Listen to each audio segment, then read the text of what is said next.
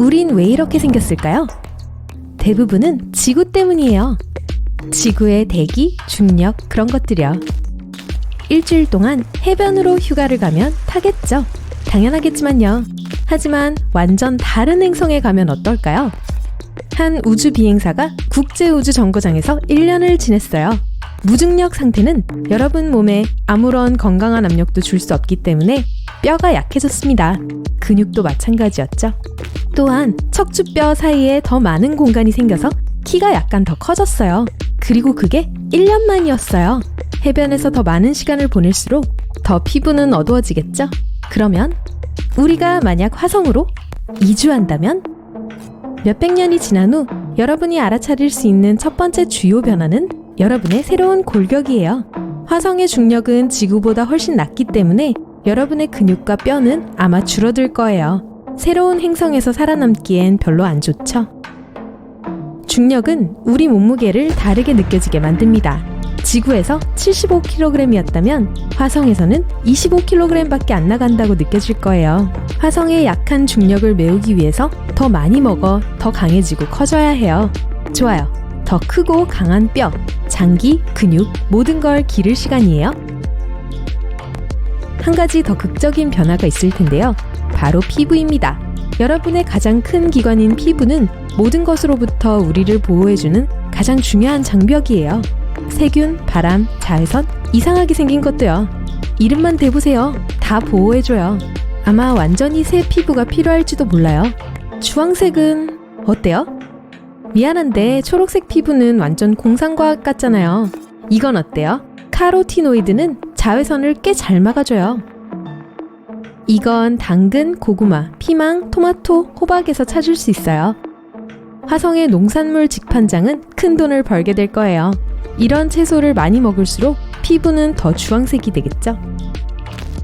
만약 특별한 식단을 따르고 첨단 기술 장비를 착용한다면 언젠가 화성에서 사는 게 완전 정상일 수 있어요. 수성에서 사는 것은 정말 힘들 겁니다. 태양에 가장 가까운 행성이고 확실히 지구보다 더 뜨거워요. 하지만 이상하게도 금성보단 덜 뜨거워요. 낮에는 426도로 엄청 뜨겁지만 밤에는 영하 180도까지 내려가요. 수성에서 보내는 날들은 약간 이상할 거예요. 하루를 다 마쳤지만 별로 많은 일을 하지 못한 기분. 그럴 때가 있죠? 문제 해결입니다. 수성으로 이사하세요. 이 행성의 하루는 약 지구의 58일쯤 돼요. 그렇다는 건 잠잘 준비할 시간이 많을 거고 제 생각이지만 아마 좀 지루해질 거예요. 한 가지 훌륭한 해결책이 있어요. 티타늄, 니켈, 백금 같은 금속으로 만들어지면 돼요.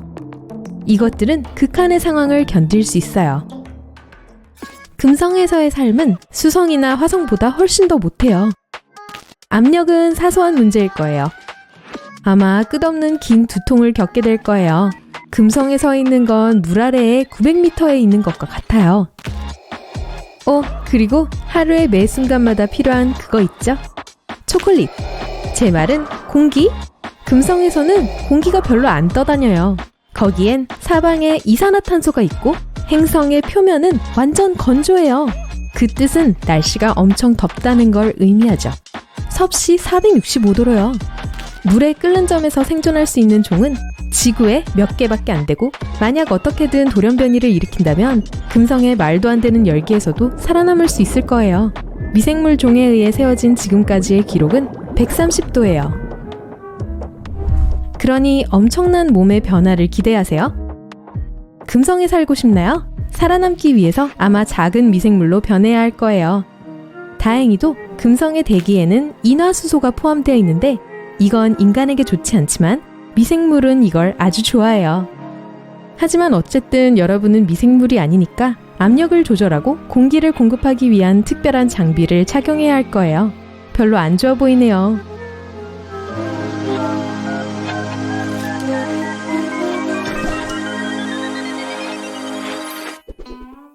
아마 목성은 더 수월할 수 있어요. 아니네요. 땅이 단단하지 않네요. 이 행성은 수소와 헬륨으로 이루어져 있고 가스상 거대 행성으로 알려져 있죠. 토성과는 달리 아마 그냥 주변을 떠돌아다니다가 말걸요. 이것은 거대한 구름과 같고 만약 땅에 닿는다 해도 매우 두꺼운 안개 속을 걷는 것과 같을 거예요. 여기선 기온이 많이 변해요. 표면은 몹시 춥고 표면 아래 대기는 엄청나게 뜨거울 수 있어요. 사실 잘 알지 못해요. 만약 목성에 산다면 말로 하는 언어는 없을 거예요. 이 가스상 거대 행성은 전파를 흡수해서 말을 할 수 있어도 아무도 못 듣게 돼요. 노래도 없을 거고 댄스 파티도 없을 거예요. 그럼 왜 살아요? 사람들은 수화로 의사소통해야 할 거예요. 좋네요. 하지만 그렇지 않아요. 목성의 대기는 거칠고 온갖 종류의 바람과 가스 구름이 있어요. 아마 아무것도 볼 수 없을 거예요. 그래서 그런 일은 안 일어날 거예요. 그래도 목성은 보기에 멋지고 엄청 커서 우리 태양계의 다른 행성들이 여유 있게 다 들어갈 수 있어요. 토성으로의 여행은 당신을 약 10년 전으로 되돌아가게 할 거고 엄청난 시간 낭비일 거예요. 토성은 대부분 가스층으로 이루어져 있어요.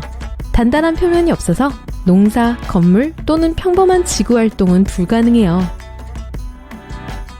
토성에 착륙하기 전에 토성 주변의 그 상징적인 고리들을 탐험하고 싶을 겁니다. 하지만 실패할 거예요. 왜냐하면 이 고리는 우주에 떠다니는 수백만 개의 얼음 조각들로 만들어졌고 그 위에서 걷긴 힘들 거예요. 여러분은 토성이 여러분에게 잘 맞을 거라 생각했을 거예요. 이 거대 가스구의 어떤 층들은 실제로 꽤 좋은 온도를 갖고 있어요. 토성에 잠수한다면 액체 분자와 시원한 0도의 층에 도달할 수 있을 거예요. 마치 캐나다 북부, 알래스카, 스웨덴과 비슷하죠? 걸어 다닐 수 없다는 것만 빼면요. 어쨌든 그건 한 층일 뿐이고 행성의 나머지 부분은 미치도록 추워요. 그래서 만약 여전히 토성에 살고 싶다면 해야 할 일이 좀 있어요. 별건 아니고 눈덩이나 뭐 그런 걸로 변하면 돼요.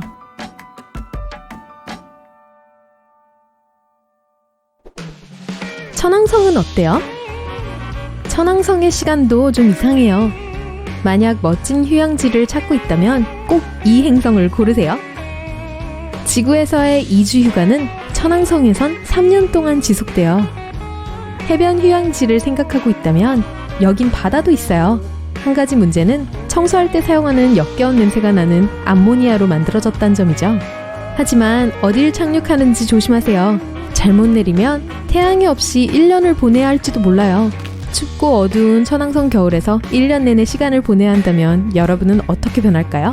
어둠 속에서 보기에 더 큰 눈이 필요하고 게다가 추위를 막기 위해 더 두꺼운 피부가 필요해요. 돌고래처럼 새로운 청력 시스템이 발달될 수도 있어요. 해왕성, 또 다른 가스 행성이지만 과학자들은 아마 내부에 밀집된 핵이 있을 거라고 생각해요. 해왕성에 살기를 단행한다면 여러분은 아마 우주 비행선이나 우주 파충류나 우주 물고기로 변할 거예요. 끝없이 표면을 떠다니면서 말이죠. 해왕성의 중력은 지구보다 조금 세요. 그래도 한 곳에 머무르는 것은 정말 힘들 거예요. 그곳의 바람은 매우 강해서 저항하기 위해선 훨씬 더 무거워야 할 거예요. 또 식사 시간이에요. 유후! 하지만 이 행성에서 사는 건 정말 불가능해요. 과학자들은 여기에 다른 우주선을 보내고 싶어 하지도 않아요. 명왕성에 오신 걸 환영합니다. 엄청 춥고 작고 엄청 멀리 떨어져 있죠? 별로 흥미롭게 들리진 않네요. 심지어 우리 달보다 작아요. 이 행성에 서 있는 건 너무 힘들어요. 더 이상 트램펄린 공원은 필요 없어요, 여러분. 여러분은 아마 여러분을 빙빙 돌게 할 거대한 기계를 만들어야 할 거예요. 일종의 가짜 중력 기계죠. 그래도 하루 종일 빙빙 돌면 메스꺼움을 늘 느끼지 않게 새로운 신경계가 필요할 거예요. 하지만 명왕성이 나쁘지만은 않아요. 표면 아래에는 액체 상태의 바다와 얼음 산이 있어요. 고도의 훈련을 받은 팁과 값비싼 장비들을 갖추면, 그리고 지구에서 정기적으로 공급 물품을 받으면, 너무 번거롭네요. 사막을 걷는 방랑자는 전에 없이 뜨거운 태양을 느껴요. 빛나는 옷 덕분에 그를 멀리서도 볼 수 있어요. 그의 긴 후드티는 호일로 덮여 있어요. 그건 햇빛을 반사하고 열기로부터 그를 보호해줘요. 땅은 신발 밑창이 녹을 만큼 매우 뜨거워요. 그래서 방랑자의 부츠는 내열성 물질로 덮여 있어요.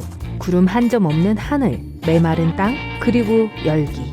하지만 방랑자는 사막에 있는 게 아니에요. 바다 밑바닥을 걷고 있죠.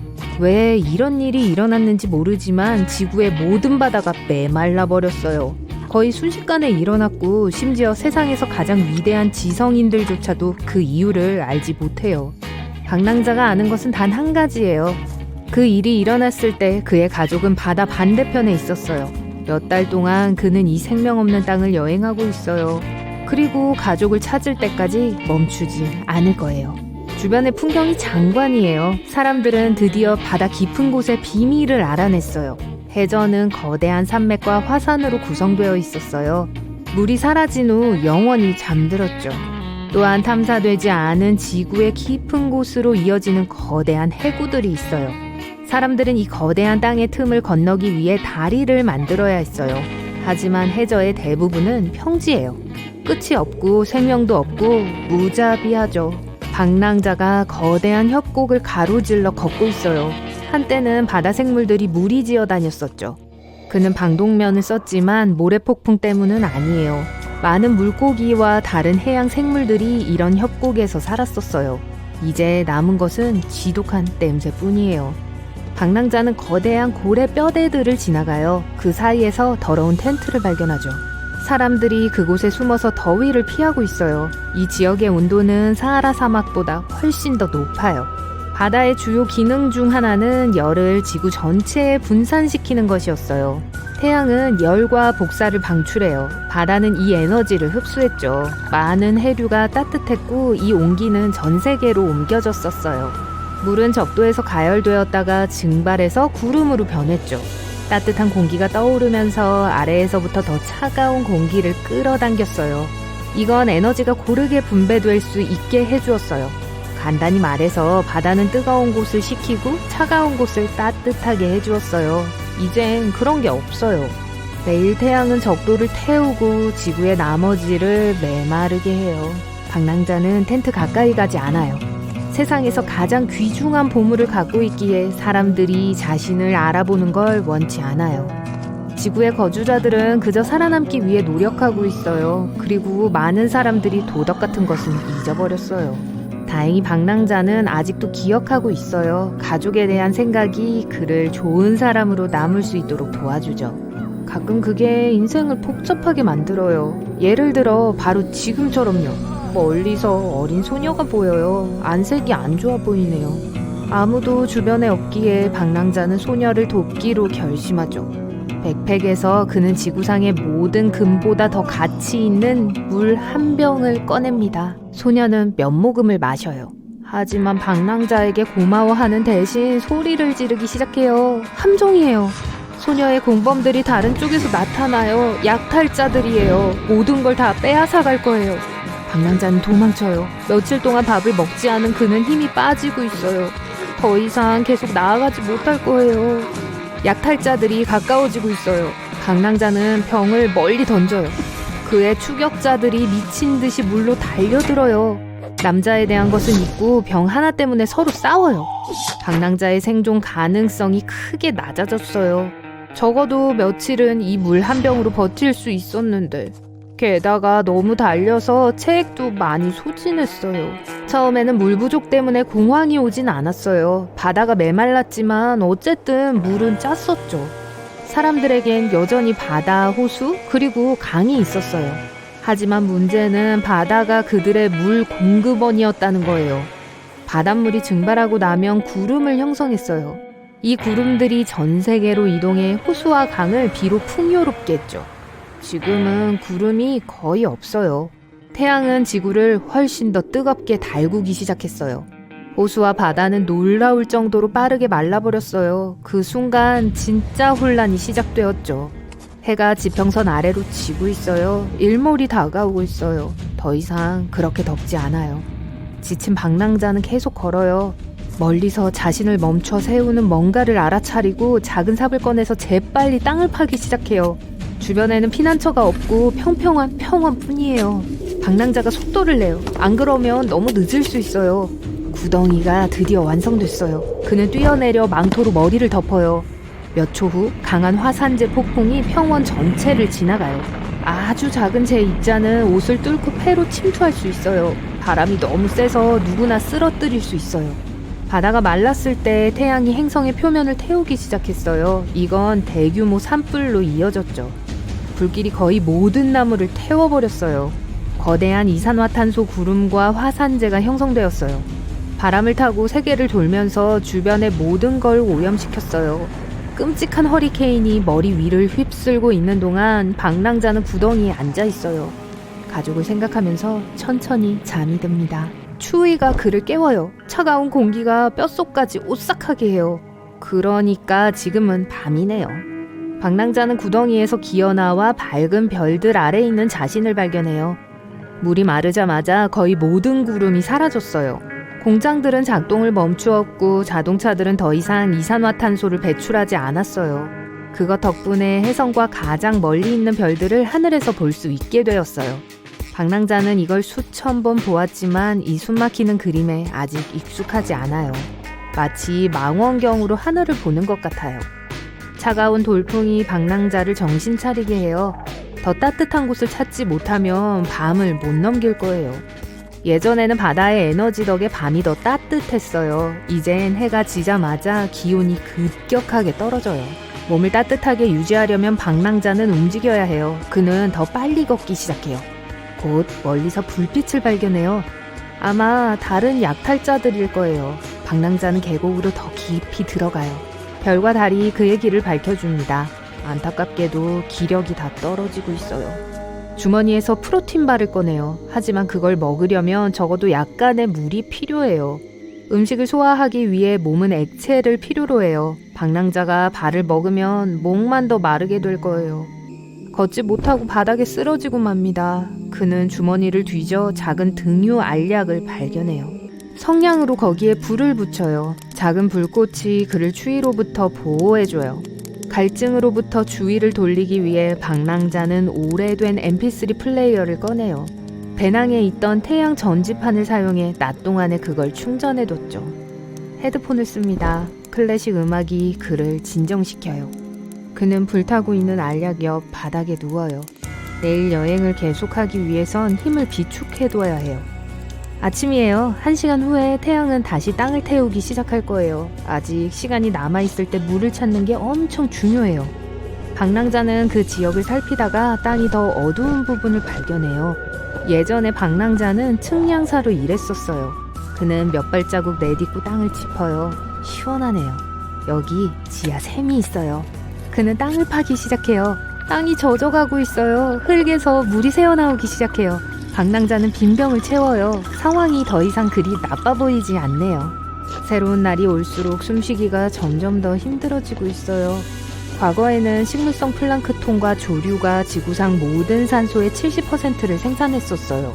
하지만 더 이상은 아니에요. 며칠이 지났어요. 방랑자는 또 물과 식량이 떨어졌어요. 다행히도 올해는 아니에요. 지금은 거대한 침몰선들 사이를 걷고 있어요. 현대 항공모함 여객선 그리고 심지어 고대 해적선도 보이네요. 멀리서 거대한 산을 발견해요. 이 바위들의 꼭대기는 해안이라고 불리곤 했죠. 바다 바닥이 끝나가고 있어요. 가족과 재결합하는 생각에 힘이 더... 달은 지구에 가장 가까운 우주 이웃이자 유일한 자연 위성이죠. 이것은 아마도 수십억 년 전 거대한 화성 크기의 물체가 우리의 행성에 충돌했을 때 형성되었을 거예요. 전 그때 없었지만요. 이 재앙은 지구를 녹은 암석으로 된 불타는 공으로 만들어버렸어요. 또 일부 물질을 궤도로 밀어 넣어 달을 만들었죠. 이제 이 분화구가 많은 구체는 우리의 행성 주위를 돌아요. 전 세계적으로 높은 조수와 낮은 조수를 유발하죠. 지구의 4분의 1이 조금 넘는 크기로 이것은 태양계에서 5번째로 큰 자연위성이에요. 달에는 6가지 위상이 있어요. 예를 들어 금음달, 보름달 또는 초승달, 상현달 또는 하현달. 하지만 달이 어떻게 생겼든 간에 항상 밤하늘에서 심지어 낮에도 달을 찾을 수 있어요. 하지만 밤에 일어났는데 달이 평소와는 다소 다르게 생긴 걸 보게 된다고 상상해보세요.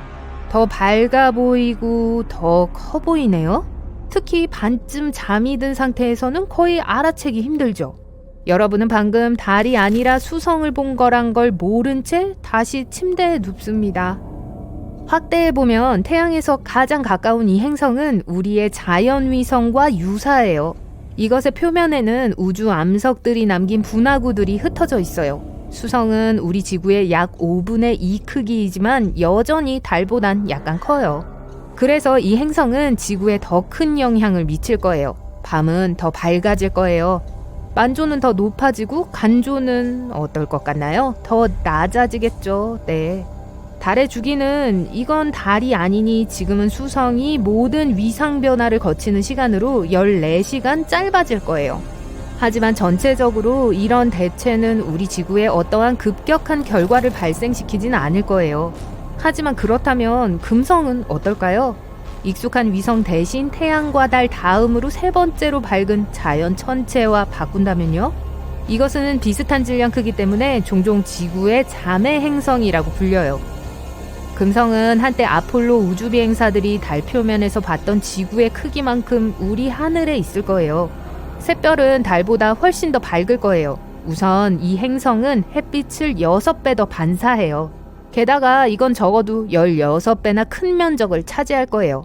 그래서 지구의 밤은 지금의 초저녁처럼 밝을 거예요. 금성을 보면 행성의 누르스름한 흰 구름이 덮인 곳에 희미한 소용돌이 무늬가 있죠? 금성은 지구의 위성이 되지 못할 거예요. 두 행성은 공통의 질량 중심을 공전할 것이며 이 공전 궤도는 이심률이 상당히 높을 거예요. 저처럼요. 하지만 금성이 지금 달과 같은 속도로 움직인다면 두 행성은 가까운 미래에 서로 충돌할 겁니다. 이런. 좋아요. 또 다른 걸로 바꿔볼게요. 만약 화성이 달 대신에 하늘에 있다면 분명 여러분은 그걸 알아볼 수 있어요. 만원경 없이도 특이한 색과 표면에 있는 어두운 점들에 감탄할 수 있을 거예요. 그리고 여러분이 붉은 행성을 보지 못했다 하더라도 여전히 뭔가 이상한 느낌이 들 거예요. 화성은 지구 절반 크기이지만 달보다 몇 배 더 커요. 더 작은 우주 천체를 훨씬 더 큰 천체로 대체하는 건 우리 행성의 미묘한 균형을 깨뜨릴 거예요. 만약 화성이 달을 대신할 때 운이 나빠서 해변에 있었다면 가능한 한 빨리 대피해야 할 거예요. 거대한 파도가 화성의 영향을 받아 바다에서 일어날 테니까요. 최대 쓰나미처럼 해안선에 충돌할 거예요. 화성은 달보다 더 많은 햇빛을 반사할 겁니다. 밤은 좀 더 밝을 거예요. 지구상의 풍경들은 섬뜩한 붉은색 조를 띠게 될 거예요. 그리고 망원경을 통해 태양계에서 가장 높은 산인 올림푸스 몬스를 감상하게 될 거예요. 화성은 지구 궤도를 극적으로 바꿀 만큼 충분히 크지 않아요. 하지만 시간이 지나면 두 행성은 아마도 쌍성계를 형성하면서 서로의 궤도를 돌기 시작할 거예요. 그리고 말 그대로 화성은 옆집이 될 테니 이 행성으로의 여행은 현실이 될 거예요. 좋아요. 이제 크게 생각하세요. 만약 목성이 달을 대체했다면 독립된 행성으로서의 지구는 더 이상 존재하지 않을 거예요. 즉시 태양계에서 가장 큰 행성의 또 다른 위성으로 변하게 될 겁니다. 이 변화의 유일한 긍정적인 순간이요? 사람들은 멋진 하늘을 볼 수 있을 거예요. 목성은 달보다 수십 배 더 커요. 거대하고 아름다운 줄무늬가 있는 구체가 거의 모든 지평선을 덮을 거예요.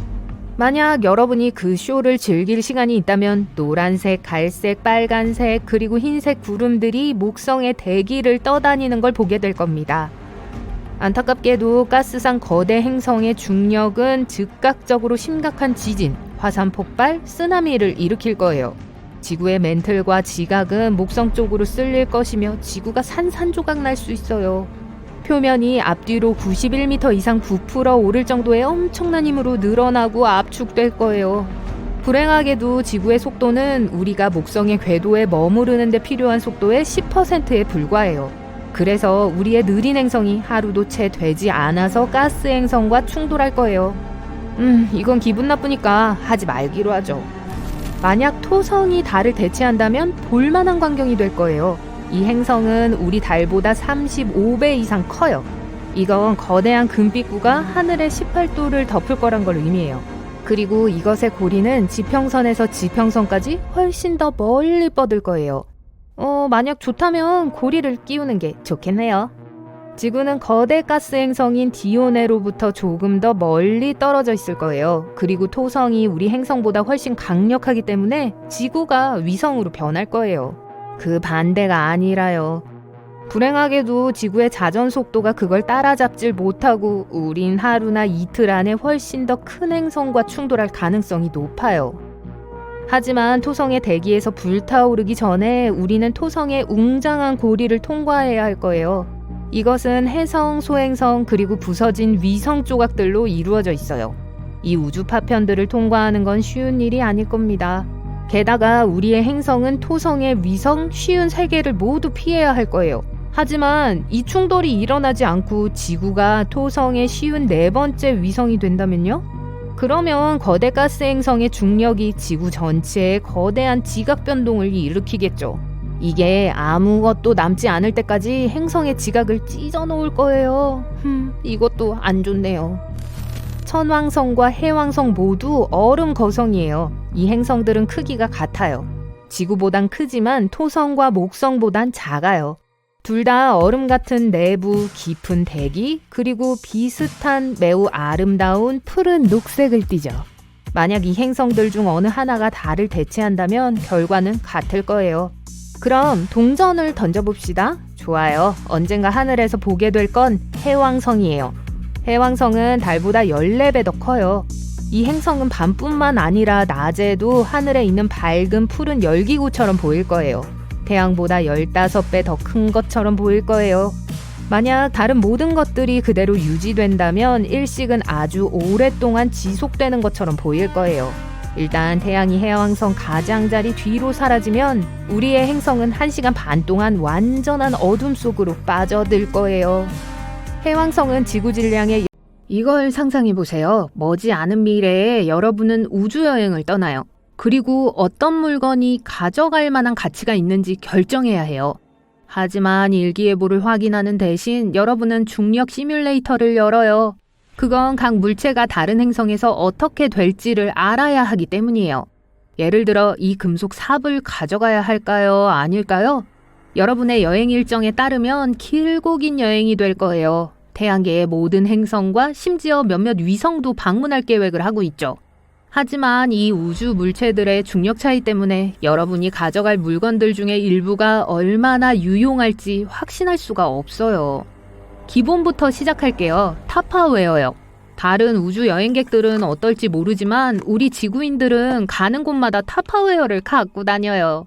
그리고 만약 여러분이 그걸 들고 다닌다면 예를 들어 수성에서 그러면 아마 대기로 날아갈 거예요. 음식을 보관하기 위해 사용하는 이 플라스틱 용기는 너무 가벼워요. 그리고 수성의 중력은 지구의 중력보다 2.5배 더 약하기 때문에 아마도 소풍을 가기 위해 우주선에 가져가기 전에 플라스틱 용기를 가득 채워야 할 거예요. 만약 타파웨어 용기의 무게가 지구상에서 약 226g이 나간다면 수성에선 그것의 4분의 1만큼만 나갈 거예요. 이제 우리가 바나나 몇 개, 미니 당근 한 줌, 그리고 수박 2개를 넣어두면 우주선에 운반하는 게 안전할 거예요. 그냥 표준 크기의 용기에 다 넣기 좀 어려울 뿐이죠. 하지만 잠시만요. 그렇게 하기 전에 수성의 대기 온도가 섭씨 426도까지 올라갈 수 있다는 걸 알아야 해요. 그 뜻은 모든 플라스틱 용기가 공기와 접촉하는 즉시 바로 녹아버린다는 걸 의미해요. 음식도 다 태울 거예요. 아마 티타늄 용기를 사용해 볼 수 있을 거예요. 그거면 될 거예요. 아니면 그냥 우주 기내식을 고수하세요. 이제 금성에 대해 이야기해 볼까요? 좋아요. 금성. 금성에 똑같은 빈 용기를 가져간다면 지구에서와 비슷하게 될 거예요. 이건 금성이 우리 지구의 쌍둥이라고도 알려져 있기 때문이에요. 이 둘은 공통점이 많아요. 예를 들어 크기와 질량이 거의 같아요. 그리고 중력에 대해 얘기하자면 공식은 다음과 같아요.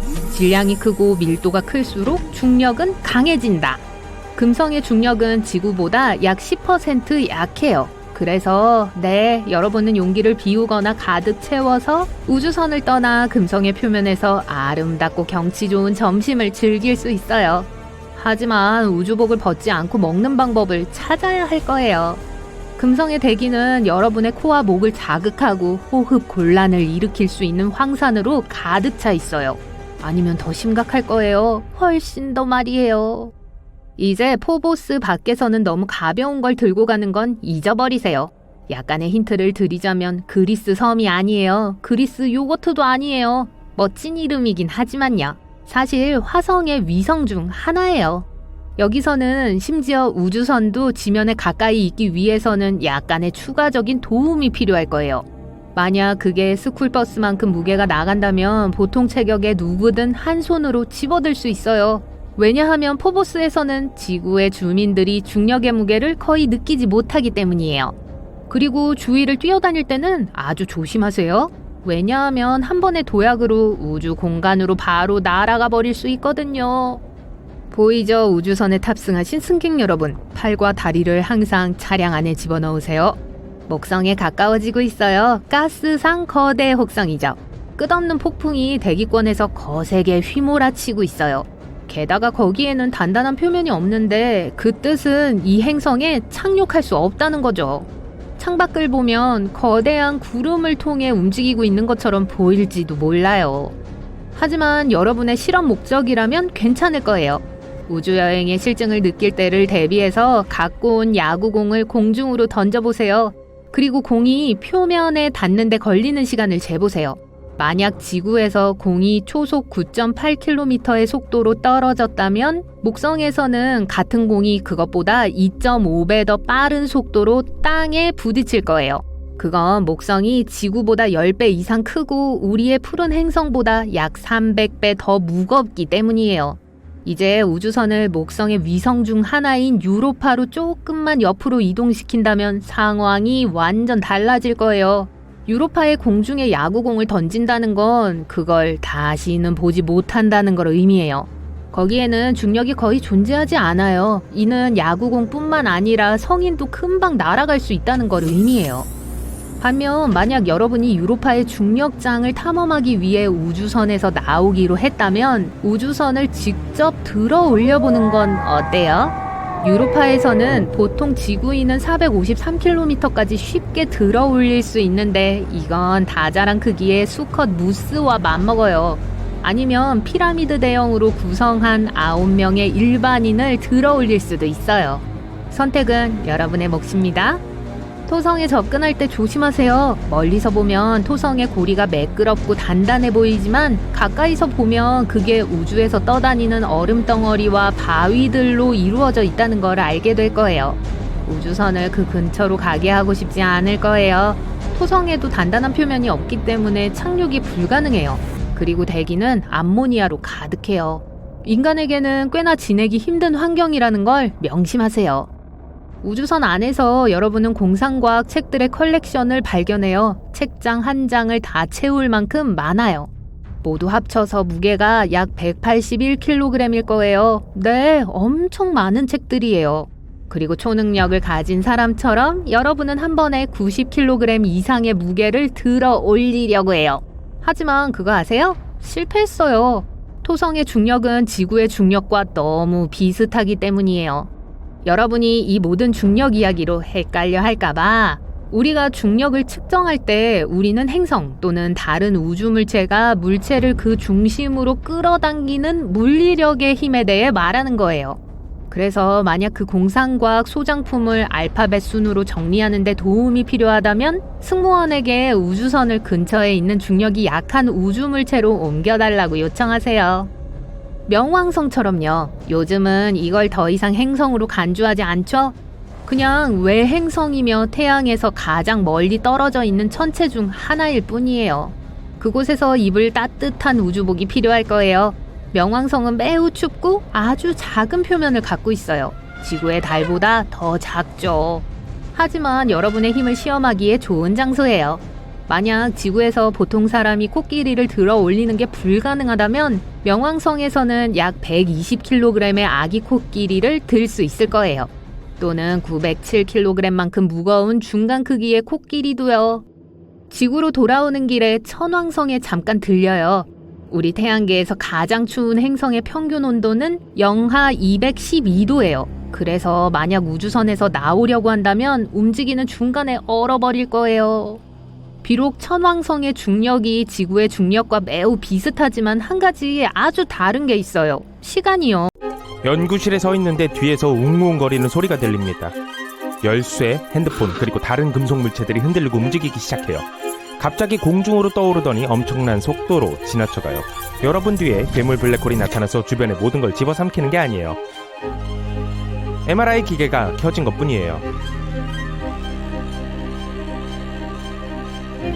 MRI 기계는 대형 SUV 크기이지만 단지 네 부분으로 구성되어 있어요. 경사자개, 전파, 컴퓨터, 그리고 핵심 부품인 거대한 자석이에요. 그리고 관찰할 대상이 필요해요. 이 귀여운 거북이를 살펴봐요. 대부분의 살아있는 유기체는 물로 이루어져 있어요. 물은 산소 1개에 수소 원자 2개, H2O예요. 수소 원자의 작은 입자들은 미세한 자석처럼 작용합니다. 그래서 나침반의 화살표와 같아요. 일반 나침반은 지구의 자기장을 감지합니다. 화살표는 항상 북쪽을 가리키죠. 이제 자석을 나침반 옆에 놓아볼게요. 자석의 자기장은 지구의 자기장보다 강하기 때문에 나침반 화살표를 조정할 수 있어요. MRI 기계는 지구 자기장보다 6만 배 강한 자기장을 가진 크고 둥근 자석을 사용해요. 그리고 이 거대한 자석이 회전할 때 그것은 몸 안의 수소 원자들도 회전하게 만들어요. 하지만 이때 모든 수소 원자가 회전하는 건 아니에요. 가만히 서 있는 원자들은 저에너지 물 분자라고 불려요. 우리는 전파로 그것들을 회전하게 합니다. MRI 기계는 자기장과 같은 주파수의 전파를 방출합니다. 저에너지 물 분자는 이 에너지를 흡수하고 일반 분자처럼 회전하기 시작해요. 그러고 나서 우리는 전파를 멈춥니다. 저에너지의 물 분자는 회전을 멈추고 그 에너지를 되돌려주는데 MRI 기계가 그 신호를 포착해요. 그러고 나서 이 정보가 컴퓨터로 전송되고 컴퓨터는 계산을 하고 거북이의 몸 안에 있는 것들의 이미지를 만듭니다. 우리는 몸의 다른 부분이 다른 색으로 표시된 그림을 보게 돼요. 그것은 몸의 각 부분이 다른 양의 저에너지 물 분자를 가지고 있기 때문이에요. 액체가 많이 함유된 부위는 거의 흰색이에요. 거북의 껍질은 매우 어둡게 스캔해서 거의 검은색으로 보여요. 대부분 뼈로 이루어져 있고 물이 거의 없기 때문이에요. 신체 부위에 포함된 수분이 적을수록 화면에 더 어둡게 표시됩니다. MRI 조작자는 자석으로의 전류를 전환하여 고품질 사진을 찍을 수 있어요. 이때 딸깍하는 이상한 소리가 들릴 수 있어요. MRI 기계의 가장 좋은 점은 몸속 깊은 곳이라도 들여다볼 수 있다는 점이에요. 스캐너 튜브 안에서 보이지 않는 벽이 움직이고 있다고 상상해보세요. 벽이 움직이면서 우리는 몸 안 구석구석을 볼 수 있어요. MRI 기계의 경사자 덕분이요. 그것은 자기장의 큰 빔을 작은 빔으로 나누고 거북이의 머리에서 꼬리까지 어느 지점에서든 거북이의 내부를 들여다볼 수 있도록 도와줍니다. MRI 기계에 달걀을 넣고 컴퓨터 화면을 볼게요. 먼저 작은 원이 보여요. 달걀의 윗부분이에요. 몇 센티미터 앞으로 움직이면 원이 약간 더 커져요. 조금 더 움직이면 큰 원 안에 다른 색깔의 또 하나의 원이 나타납니다. 그건 노른자예요. 저에너지 물 분자의 양이 다르기 때문에 이미지에서 완전히 다른 색으로 보여요. 단계별로 우리는 달걀 전체를 검사할 수 있어요. 하지만 MRI 기계가 모든 것의 내부를 들여다볼 수 있는 건 아니에요. 비밀이 담긴 상자가 있는데 안에 뭐가 들어있는지 알고 싶어요. MRI 기계에 넣었지만 아무것도 안 보여요. 그 상자는 플라스틱으로 만들어졌고 그 안에는 저에너지의 물 분자가 없어요. 물 분자가 거의 없죠. 그래서 MRI 기계에서는 보이지 않는 거예요. MRI 사진을 더 선명하게 만들 수 있어요. 우리 거북이에게 조영제를 주는 거예요. 조영제는 요오드염을 함유하고 있는데 약간의 자성을 띱니다. 조영제가 혈관을 통해 몸으로 퍼지고 연 조직이 그것을 흡수해요. 조영제는 신체에서 나오는 자기 신호를 MRI 기계로 증폭시켜서 우리는 컴퓨터로 좀 더 선명한 사진을 얻게 돼요. 하지만 만약 거북이가 치아 교정기를 끼고 있거나 화장을 했다면 스캔 결과를 왜곡시킬 거예요. 자석 금속으로 만들어진 교정기는 스캔하는 동안 입안에서 가열될 수 있어요. 기계가 충분히 강력하면 금속 부품들이 진동할 수도 있어요. 걱정하지 마세요. MRI 기계가 엄청난 속도로 작은 금속 입자를 끌어당길 수 있다는 건 근거 없는 얘기예요. 하지만 치아 진동이 불편해서 거북이가 스캔을 멈추고 싶어해요. 이럴 때를 대비해서 항상 도움을 요청할 수 있는 특수 리모컨이 있어요. 하지만 거북이는 엄지손가락이 없어서 버튼을 누르지도 못해요. 이런, 거북이를 도와서 버튼을 누를게요. 휴, 거북이 불꽃놀이를 할 뻔했어요. 하지만 거북이는 치아 교정을 하거나 화장을 하지 않아서 다행이에요. 어쨌든 MRI 기계의 파워가 낮고 치아 교정기나 화장품의 금속과 반응하지 않더라도 이미지를 망칠 수 있어요. 화면에서 빈 공간을 보게 되는 부분이에요. 금속의 자기장은 기계가 수소 분자의 신호를 잡아내는 것을 막았어요. 그래서 검사 전에 광범위한 체크리스트를 거치게 돼요. 의사가 이전에 한 수술에 대해 물어볼 거예요. 몸에 금속 이식 물체가 있는지요. 또한 귀걸이, 벨트, 시계와 같은 금속 물건은 모두 벗어야 해요. 전화기와 열쇠를 주머니에서 꺼내는 걸 잊지 마세요. 안전을 위해서 뿐만 아니라 검사 정확도를 위해서 중요해요. 환자가 직면할 수 있는 또 다른 문제는 밀실 공포증이에요. 거북이는 껍질 안으로 들어가니까 아마 이런 문제는 없을 거예요. MRI 기계에서 스캔되는 부분은 튜브 아니에요. 아무도 환자가 불편해하는 걸 원치 않아요. 또한 스캔 중 작은 움직임도 모든 결과를 망칠 수 있어요. 이러한 경우에는 저전력 MRI 기계를 사용해요. 튜브처럼 생기지 않았어요. 위쪽에 반원 하나, 아래쪽에 반원 하나가 있어요. 그리고 테이블 옆에는 빈 공간이 있어요. 환자의 기분이 훨씬 나아졌어요. 유일한 단점은 컴퓨터의 사진이 더 큰 기계에 비해 훨씬 덜 자세하다는 거예요. MRI 기계는 매우 비싸요. 가격표는 테슬라로 측정된 자기장의 강도에 따라 달라져요. 여기서 테슬라는 측정 단위예요. 중고 MRI 기계의 경우 1억 5천만 원에서부터 시작해서 새로 나온 0.3 테슬라 기계의 경우 12억 원에 달할 수 있어요. 페라리 5대 가격이에요. 최고급 3 테슬라 기계는 30억 원까지 값이 나갈 수 있어요. 게다가 강한 자기장으로부터 다른 사람들을 보호하고 기계 자체를 수용할 수 있는 특별한 방도 필요해요. 총 비용은 50억 원은 들 거예요. 하지만 엑스레이와 달리 MRI는 위험하지 않기 때문에 지불해야 할 대가라고 할 수 있죠.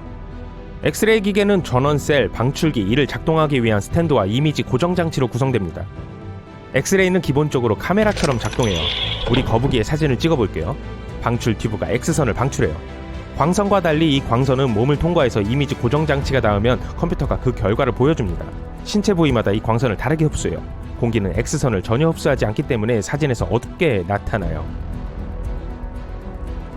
연조직은 에너지의 일부만 흡수해서 더 옅은 색이에요. 뼈는 대부분의 엑스레이를 흡수하기 때문에 사진에서 가장 밝게 보여요. 우리의 거북이 껍질은 뼈라서 사진에서 큰 타원형을 볼 수 있는데 그 아래에 있는 것은 아무것도 볼 수 없어요.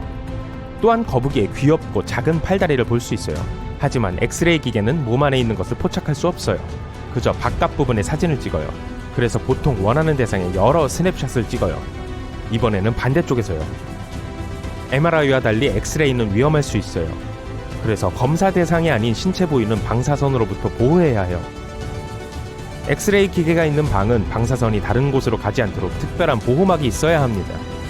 좋은 점은 엑스레이 기계가 MRI 기계보다 10배에서 20배 더 저렴하다는 거예요. 또한 엑스레이 기계는 우리가 MRI로 알 수 없었던 비밀 상자 안의 내용물을 밝힐 수 있어요. 공항 직원들은 짐을 스캔할 때 엑스레이 기계를 사용해요. 손톱깎이 같은 강철 물체는 엑스레이를 완벽하게 흡수하고 그래서 화면에서 분명하게 보여요. TRES-2b는 밤이 끝나지 않는 행성이에요. 그리고 아름다운 하늘에 별이 빛나는 평범한 밤이 아니에요. 여긴 칠흑같이 어둡고 타는 듯이 더워요. TRES-2b는 목성보다 약 1.5배 거대한 가스 행성으로 표면은 숲보다 빛을 더 잘 흡수해요. 또한 신선한 용암만큼이나 뜨거운 타는 공기 때문에 희미한 검붉은 빛이 나요. 멋지네요. 계자리 55의 항성계에는 행성이 5개 있는데 그중 4개는 목성과 토성과 비슷한 가스 행성이에요. 하지만 5번째, 아니 항성에 더 가까우니 첫 번째라고 해야 하나? 이건 가장 끔찍한 방법으로 달라요. 계자리 55E는 태양과 아주 가까워 행성 표면의 절반은 문자 그대로 용암이 녹은 바다예요. 나머지 절반은 영원한 어둠 속에 있어요. 왜냐하면 태양을 절대 보지 못하거든요. 행성은 항상 한쪽 면으로만 항성을 돌아요. 그리고 불볕과 어둠 사이에는 황혼의 구역이 있어요. 우울한 공허의 얇은 띠죠. HD 189733b는 이건 다시는 말 안 할 거예요. 항성 궤도를 돌고 있는 유일한 외계 행성이며 언뜻 보기엔 아주 아름다워요. 푸른색과 흰색의 소용돌이가 표면에 멋진 무늬를 만들어내죠. 하지만 이 예쁜 색들은 사실 행성 대기 속에 굳은 규산염 입자에서 나오는데 그 뜻은 여기 유리비가 내린다는 걸 의미해요. 하지만 제일 최악인 건 바람의 속도가 시속 8,700km 또는 마하 7에 도달한다는 거예요. 비교하자면 지구에서 가장 빠른 풍속은 시속 408km였어요. 20배 넘게 적은 거죠. 따라서 하늘에서 떨어지는 유리는 수평으로 초음속의 속도로 떨어지며 가는 길에 있는 모든 걸 잘게 찢어버리죠. 읽기도 어려운 다음 행성계는 이건데요. 외계 행성이 3개 있는데 모두 자신의 항성에 의해 서서히 파괴되고 있어요. 이게 일어나는 이유는 항성이 규칙적이지 않아서예요. 이건 폭발한 별에 빠르게 회전하는 중심 핵인 펄서예요. 초당 수천 번 회전하면서 여러 방향으로 강력한 전자기 펄스를 만들어내요. 그 결과 이 죽은 항성 주변을 도는 행성들이 천천히 먹혀가고 있고 결국 완전히 사라질 거예요. 케플러 70은 약 1800만 년 전에 적색 거성으로 폭발한 뜨거운 청색 외성이에요. 그 당시 적어도 2개의 행성이 궤도를 돌고 있었고 그중 더 가까운 행성은 목성과 비슷한 가스 행성이었어요. 이것의 이름은 케플러 70b였고 아직도 존재해요. 하지만 너무 커진 항성이 그걸 먹어치우고 이걸 맹렬하게 타는 바위 세상으로 바꾸었어요. 현재 지금까지 발견된 행성들 중 가장 뜨거운 행성 중 하나예요. 온도가 우리 태양의 표면보다 높아요. 항성 안에서 있으면서 살아남은 건 행운이었지만 지금은 증발하고 있고 가까운 미래에는 더 이상 존재하지 않을 거예요. 와스프 12b는 세상에서 가장 이상하고 슬픈 행성 중 하나예요. 이 항성의 엄청난 중력은 대부분 가스로 이루어진 행성과 결합해 이 항성의 후배를 천천히 집어삼키고 있어요. 와스프 12b는 이미 아래 형태를 취했고 무자비한 태양을 향해 뻗어나가고 있고 그 상태로는 아무것도 할 수가 없어요. 1000만 년 후 행성은 필연적으로 탐욕스런 항성의 식욕에 굴복하게 될 거예요. 궁금했었죠? 만약 얼음과 뜨거운 석탄 위를 동시에 걷는 게 어떤 건지 궁금해 본 적이 있다면 글리제 436b가 여러분에게 생생한 예를 들어줄 거예요. 태양에 아주 가까이 있어서 해왕성 크기의 이 외계 행성은 뜨거운 오븐보다 더 뜨거워요. 그럼에도 끊임없이 타는 얼음에 덮여 있어요. 이 얼음은 행성의 거대한 중력 때문에 밀도가 훨씬 더 높은데 심지어 극한의 조건에도 고체 상태를 유지하고 녹지 않아요. 지구의 사악한 쌍둥이인 금성을 언급하지 않고서는 무서운 세계의 목록을 작성할 수 없죠. 태양에서 2번째에 있는 행성의 대기는 너무 두껍고 구름으로 가득 차서 표면이 수성의 대기보다 훨씬 더 뜨거워요. 화산 폭발은 끊임없이 금성을 강타하고 중력은 우리보다 거의 100배나 더 강력해요. 제가 말한 구름들은 물로 이루어진 게 아니라 황산으로 이루어져 있는데 응축되어 땅으로 비처럼 내려 지옥을 더해줘요. 하지만 여러분이 이 구름을 통과할 만큼 충분히 용감하거나 또는 미쳤다고 해도 아마 그럴 수 없을 거예요. 그곳의 바람은 지구에서 가장 강력한 몇몇 허리케인만큼이나 강하거든요. 아주 긴 이름을 가진 아주 차가운 행성이 있어요. 비록 호스트 항성이 그리 멀리 있지 않지만 작고 차가운 적색 외성으로 빛과 열이 행성에 거의 도달하지 못해요. 그곳의 기온은 영하 223도까지 떨어지는데 절대 영도보다 미미하고 따뜻할 뿐이죠. 그래서 이 외계 행성은 어둡고 음침하고 절대 녹지 않는 영원한 얼음으로 덮여 있어요. 그럼에도 만약에 암석 핵이 있다면 열을 약간 발생시킬 수 있기 때문에 얼어붙은 표면 아래 깊은 곳에 알려지지 않은 외계 생명체가 도사리고 있을 수도 있어요. 태양계로부터 약 50광년 떨어진 곳에 위치한 디미디움은 많은 이유로 생명체에게 적대적인 행성이에요. 이것은 태양과 동주기 자전을 하는데 행성의 한쪽 면은 항상 항성을 향하고 있고 다른 쪽은 항상 반대를 향하고 있다는 뜻이에요. 뜨거운 쪽은 섭씨 980도 이상으로 가열되며 시속 1000km에 달하는 바람이 끊임없이 불고 있어요. 디미디움은 비록 가스 행성이지만 많은 양의 철을 갖고 있어서 이 철이 대기에서 녹고 증발하면서 구름을 만들어내요. 그리고 이게 식으면 녹은 철에 지옥 같은 비같이 표면에 떨어지죠. 산소는 보통 행성에 생명을 가져다 줄 수 있는 원소로 여겨지지만 오시리스의 경우엔 확실히 해당이 안 돼요. 과학자들은 이 행성 또는 주변에 산소가 있는 걸 발견하고 놀랬어요. 왜냐하면 수성이 태양에 가까운 것보다 이게 항성의 8배나 더 가까이 있기 때문이에요. 이 극도의 거리가 오시리스를 뭐든 탈 수 있는 살아있는 용광로로 만들었어요. 또 항성 주변을 도는 행성의 아주 짧은 궤도의 원인이 되기도 하죠. 오시리스에서의 1년은 지구에서는 단 3.5일이에요. 게다가 행성의 대기는 그 항성의 열에 의해 끊임없이 날아가고 녹아버려요. 코롯 엑소 3b는 이 목록에 있는 다른 행성들처럼 뜨겁지도 차갑지도 않지만 그 자체로 더 음침한 방식으로 무서워요. 목성과 비슷한 크기의 가스 행성이지만 밀도는 20배 더 높아요. 이것으로 이 외행성의 중력은 지구에 있는 것보다 쉬운 배 더 강하게 표면에 있는 모든 것들을 짓눌러요. 이 행성에 발을 내딛는다는 건 죽음을 의미해요. 왜냐하면 이 대기의 밀도에 의해 바로 짓눌려져 버리기 때문이죠. 코로 7b는 또 다른 오븐 같은 세상이에요. 이곳의 하루의 온도는 섭씨 2200도가 넘어요. 암석 표면과 결합해 지옥과도 같은 풍경을 보여주죠. 땅 위의 바위들은 부글거리며 끓어오르고 대기로 증발하고 거기서 식어 결국 유황비로 다시 표면에 떨어지죠. 코로 7b의 제일 슬픈 점은 대기는 열로부터 녹아내려 그을린 핵만 남겨둔 한때는 가스 행성이었을지도 모른다는 것이에요. 안녕하세요, 밝은면 여러분. 세상에서 가장 빠른 기차를 타보고 싶으세요? 자, 여러분은 여기서 기차를 기다리고 있어요. 갑자기 강한 돌풍이 불고 사람들의 모자가 하늘로 날아올라요. 이 돌풍은 시속 603km의 속도로 역을 방금 통과한 세계에서 가장 빠른 열차가 만들어낸 겁니다. 아무 소리도 안 내고요. 이 경이로움은 뭐죠?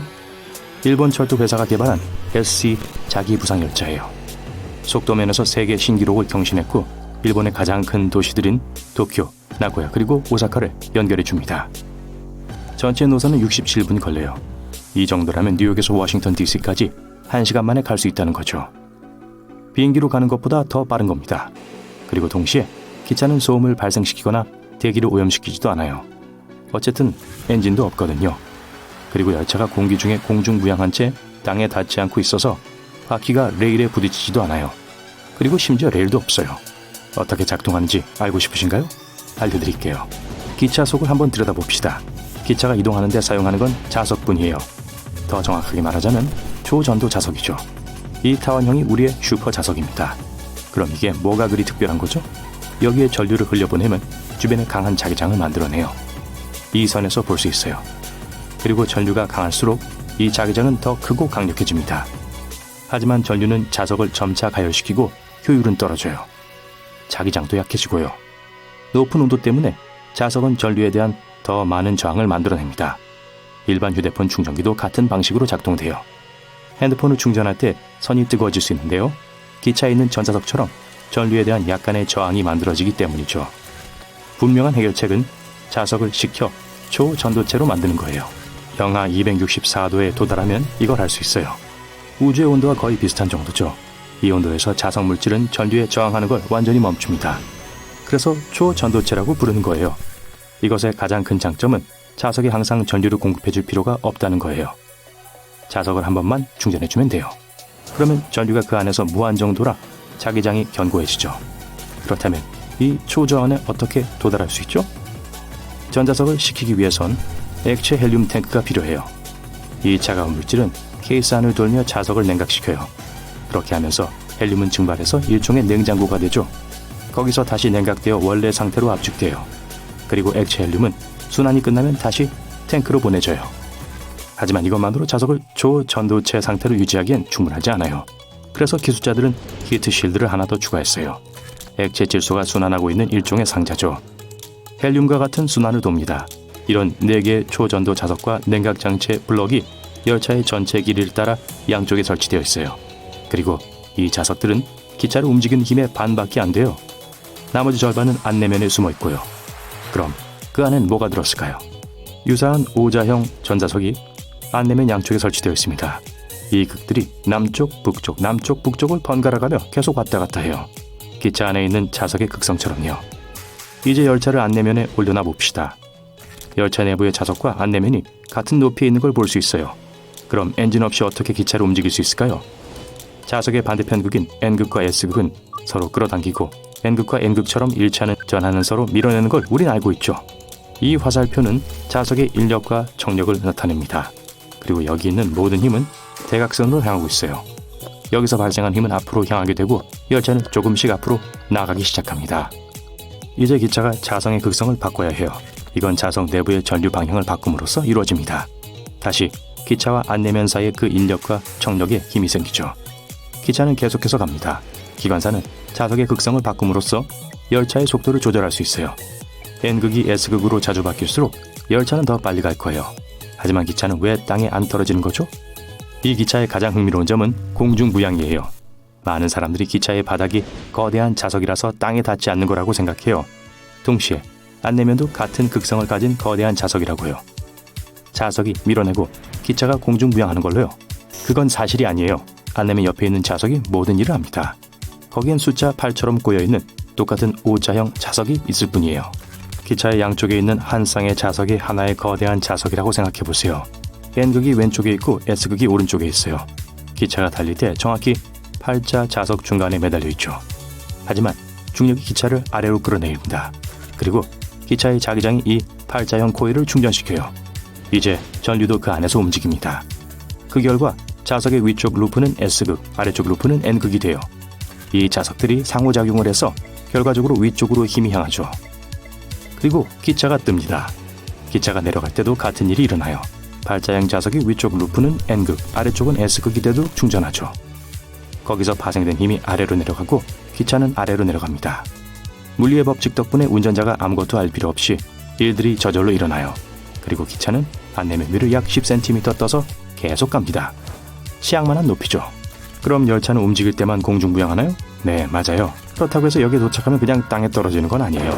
자기부상 열차는 이를 위한 일반 바퀴도 갖고 있어요. 기차는 역 바퀴 위에 서 있다가 그걸로 속도를 높이죠. 바퀴는 시속 150km에 도달하면 비행기 착륙 장치처럼 수축해요.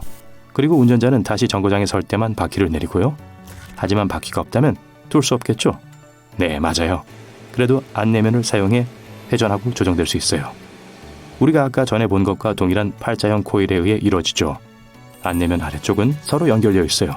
열차가 오른쪽으로 움직일 때 자석은 코일을 충전해요. 하지만 열차의 자석이 오른쪽 코일에 더 많이 향해 있기 때문에 더 많이 충전되고 그쪽 자기장이 훨씬 더 강해요.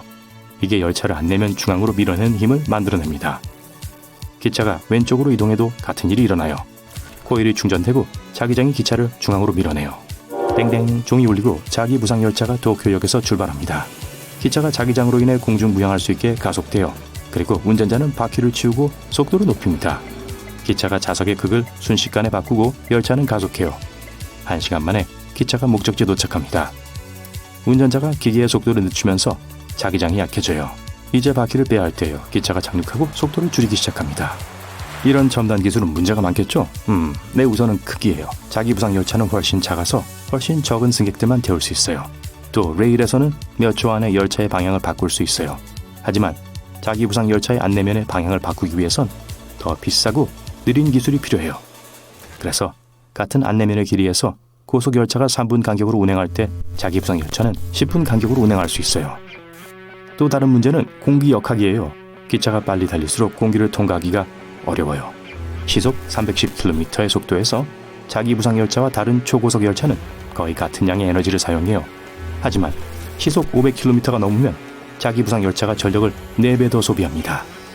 열차에 탑승한 승객의 수가 적기 때문에 기차 티켓이 기존 열차보다 훨씬 더 비싸지고요. 게다가 자기부상 열차는 전통적인 철도에서 달릴 수 없습니다. 기술자들은 완전히 새로운 안내면 길을 만들어야 할 거예요. 그리고 프로젝트 비용을 더 많이 비싸게 만들 터널도 많이 뚫어야 해요. 그렇다면 왜 일본은 그렇게 비싸고 비현실적인 해결책을 쓰는 걸까요? 몇 가지 이유가 있는데, 첫째, 지진 활동이 있어요. 일본은 지진이 많이 일어나요. 그리고 전통적인 철도가 자주 파손되죠. 지진은 단 몇 분 만에 전체 인프라를 파괴할 수 있어요. 자기부상 열차의 안내면은 지진이 기차나 안내면을 위협하지 않는 해안에서 더 멀리 떨어진 소위 그린존에 설치됩니다. 그리고 주된 이유는 이 고속열차가 인구가 엄청나게 많은 세 도시를 연결한다는 거예요. 한 경로에서 다른 경로로 이동하는데 최대 1시간 정도 걸리는데요. 이게 전반적인 경제 성장을 위한 거대한 기회를 가져다 줄 거고 앞으로 많은 돈을 벌어다 줄 거예요. 또 일본은 이 열차를 다른 나라에 판매하는 걸 고려하고 있어요. 그럼 여러분은 이런 기차가 여러분의 도시에 있길 원하나요? 그렇다면 어디로 제일 먼저 여행하고 싶으세요? 대답을 댓글로 남겨주세요. 우리 고향 지구와 지구의 위성은 달이에요. 줌아웃을 하면 여기 우리 태양계가 있어요. 조금 더 멀리 나가면 밀키웨이예요. 우린 무한한 수의 별 중 작은 점이에요. 자, 훨씬 더 멀리 나가면 은하단이 있어요. 끝없는 우주 공간에 있는 점과 소용돌이, 조금 더 나가면 라니아키아 초은하단이 있어요. 여기 이 작은 점이 우리 은하예요. 계속 가볼게요. 히드라 센타우루스 초은하단, 수천 개의 은하로 구성된 거대한 성단도 여기서 보면 작은 점에 지나지 않아요. 다음은 파보 인더스 초은하단이에요. 폭이 2억 광년인 지역이죠. 관측 가능한 우주 전체를 한눈에 볼 수 있을 때까지 줌아웃 할 수 있어요. 여기 있는 이 작은 점 안에 수천 개의 은하와 천조 개의 별이 들어있어요. 과학자들은 우리 우주가 비눗방울처럼 생겼을지도 모른다고 추측해요. 그리고 그 비눗방울이 다른 우주와 충돌할지도 몰라요. 네, 다른 우주가 존재할 수도 있어요. 심지어 무한대로요. 모두 빅뱅 이후에 등장했을 거예요. 우주 사이의 충돌도 불가능한 게 아니에요. 적어도 전에 이미 그런 일이 있었을지도 모르고 그 증거가 에리다누스 자리 방향에 존재해요. 이곳은 에리다누스 초공동이라고 불려요. 너비가 약 10억 광년이에요. 그에 비해 우리 은하 전체의 너비는 겨우 약 10만 광년에 불과해요. 여기엔 아무것도 없고 이건 우리 우주와 다른 우주의 충돌에 오래된 흔적일지도 몰라요. 과학자들은 두 은하가 서로를 지나가고 있었다고 생각해요. 둘 사이의 거리가 가까웠고 두 비눗방울의 중력이 서로 끌어당기기 시작했어요. 마치 가까이 있는 물방울 두 개가 서로 합쳐지려고 하는 것처럼요. 하지만 두 우주가 계속 상호작용을 하기엔 속도가 너무 빨랐어요. 그래서 다른 우주가 우리 우주의 한 조각을 떼어내버렸어요. 그 초공동 안에는 약 10,000개의 은하가 있었을지도 몰라요. 그리고 그들 모두는 파괴되었거나 다른 우주로 흡수됐어요. 이런 충돌이 어떻게 일어나는지 보기 위해 우리 우주의 가장자리로 여행해 볼게요. 우린 지구에서 100억 광년 떨어져 있어요. 여기 또 다른 은하계에서 다양한 색깔과 모양의 놀라운 성운을 볼 수 있어요. 그리고 반대쪽으로 눈을 돌리면 거대한 벽이 우리를 향해 움직이고 있어요. 이 모든 밝은 불꽃은 우리와 충돌하려는 거대한 은하들이에요. 사실 그것은 우리의 우주만을 비추는 어마어마하게 큰 거울이에요. 이곳에서 시공간은 왜곡되고 엄청난 속도로 다른 우주로 끌어당겨지기 시작해요. 일반적인 물리법칙은 이 지점에서 더 이상 작용하지 않아요. 중력이 사라질 수도 있어요. 그러면 모든 별이 폭발할 것이고 행성의 표면에 있는 사람들은 무중력 상태에 떠 있을 거예요. 하지만 만약 두 우주가 비껴가지 않고 서로 충돌한다면 훨씬 더 무서운 상황이 발생할 거예요. 엄청난 양의 충돌 에너지는 아마도 강력한 폭발을 일으킬 거예요. 그 힘은 우리 비눗방울 안에 있는 모든 것을 파괴할 거예요. 하지만 두 비눗방울이 합쳐지기 시작할 수도 있어요. 처음엔 우주의 가장자리에 있는 모든 은하가 산산조각이 나요. 하지만 그러고 난 후 합병이 시작될 거예요. 은하들이 미친 듯이 움직이기 시작해요. 서로를 지나쳐 날아가고 부서지고 충돌하고 폭발해요. 두 은하의 충돌은 대단한 규모의 사건이에요. 그리고 그런 일이 우주적인 차원에서 머지않아 우리 고향 은하에서 발생할 수 있어요. 안드로메다 은하가 우리 쪽으로 다가오고 있어요. 우리 은하 크기의 2배 정도 되는 나선 은하예요. 그리고 우리 은하보다 2배 더 많은 약 1조 개의 별이 있죠. 이 밝은 은하의 바로 중심엔 괴물이 숨어 있어요. 블랙홀이요. 무게가 태양의 질량의 약 2억 배에 달해요. 우리 태양보다 수백 배 큰 적색 거성들, 스포트라이트처럼 엄청난 양의 에너지를 발산하는 펄사, 떠돌이 별과 많은 크고 작은 블랙홀, 이런 위험한 물체들의 혼합이 초속 109km의 속도로 우리를 향해 오고 있어요. 뉴욕에서 LA까지 그 속도로 여행하면 30초밖에 걸리지 않아요. 이미 안드로메다의 원반은 달이 없는 밤에도 맨눈으로 볼 수 있어요. 시간이 지날수록 더 커질 거예요. 안드로메다가 우리에게 가까워질수록 그 중력은 우리 나선 은하의 발을 당기기 시작해요. 분리가 시작되고 별과 행성은 궤도를 이탈해요. 하나의 가능한 시나리오는 알려지지 않은 소행성 혹은 안드로메다 은하의 외행성이 놀라운 속도로 지구에 충돌할 것이란 거예요. 이 충돌로 인해 지구는 풍선처럼 터져버릴 거예요. 이런. 또 다른 가능성은 별의 충돌입니다. 우리 태양이 다른 별과 부딪히는 거예요. 더 큰 별이 서서히 더 작은 별을 흡수하기 시작할 거예요. 먼저 작은 별의 위층에서 빛을 빼앗아간 후에 그걸 스파게티나 리가토니처럼 삼켜버려요. 큰 별은 한계의 중량에 도달하면 폭발할 거예요. 이 폭발은 주변의 모든 것을 파괴합니다. 태양계를 포함했어요. 아마도 그 충격파는 다른 이웃 별에게도 영향을 미칠 거예요. 우리 태양계가 어두운 우주로 던져질 거라는 시나리오도 있어요. 테니스공이 밧줄에 묶여있다고 상상해보세요. 밧줄을 잡고 공을 머리 위로 돌려요. 그런 다음 밧줄을 놓으면 공이 날아가죠? 이런 일이 태양과 태양 주변의 모든 행성에 발생해요. 우린 어둡고 차가운 공간에 놓이게 될 거예요. 하지만 지구상의 생명체는 영향을 받지 않을 거예요. 여전히 우리를 따뜻하게 해줄 밝은 별이 있거든요. 유일한 단점은 밤하늘에 있던 모든 별이 사라진다는 거죠. 그리고 가장 가능성이 높은 시나리오는 두 거대한 은하의 병합이 우리에게 전혀 영향을 미치지 않을 것이란 겁니다. 그 이유는 우주에서 별과 행성 사이의 거리가 엄청나기 때문이에요. 그래서 그저 골고루 잘 섞여서 하나의 거대한 구름을 형성할 수 있어요. 마치 큰 채의 고운 모래를 붓는 것 같아요. 서로 전혀 상호작용이 없어요. 하지만 가장 흥미로운 일은 우리 은하 중심에 있는 블랙홀에서 일어날 거예요. 현재 은하 중심에서 우주진과 별이 밀집해 있어요. 안드로메다와 밀키웨이가 서로 가까워지면서 서로 춤을 추기 시작할 거예요. 트위스트 아니면 폭스트롯? 그리고 블랙홀이 서로 가까워지면 서로 주변의 모든 물질을 삼키기 시작할 거예요. 수십억 톤의 색색의 우주진, 소행성, 그리고 별 입자들이 두 블랙홀의 중심을 향해 날아가요. 이 과정이 매우 느리게 일어나는 것처럼 보일 수 있지만 그건 착각이에요. 블랙홀과 같이 매우 무거운 물체는 시공간 그리드를 뒤틀리게 해요. 그래서 블랙홀 근처에서는 시간이 훨씬 더 느려요. 그리고 사상의 지평선에 몇 주, 심지어 몇 달 동안 머물러 있는 것으로 보이는 모든 물체들은 실제로 사라진 지 오래예요. 블랙홀이 마침내 만났을 때 둘은 하나의 초거대 블랙홀로 합쳐져요. 하지만 그 질량은 두 개의 블랙홀을 합친 질량보다 약간 작아요. 그중 일부는 충돌 에너지로 변환됩니다.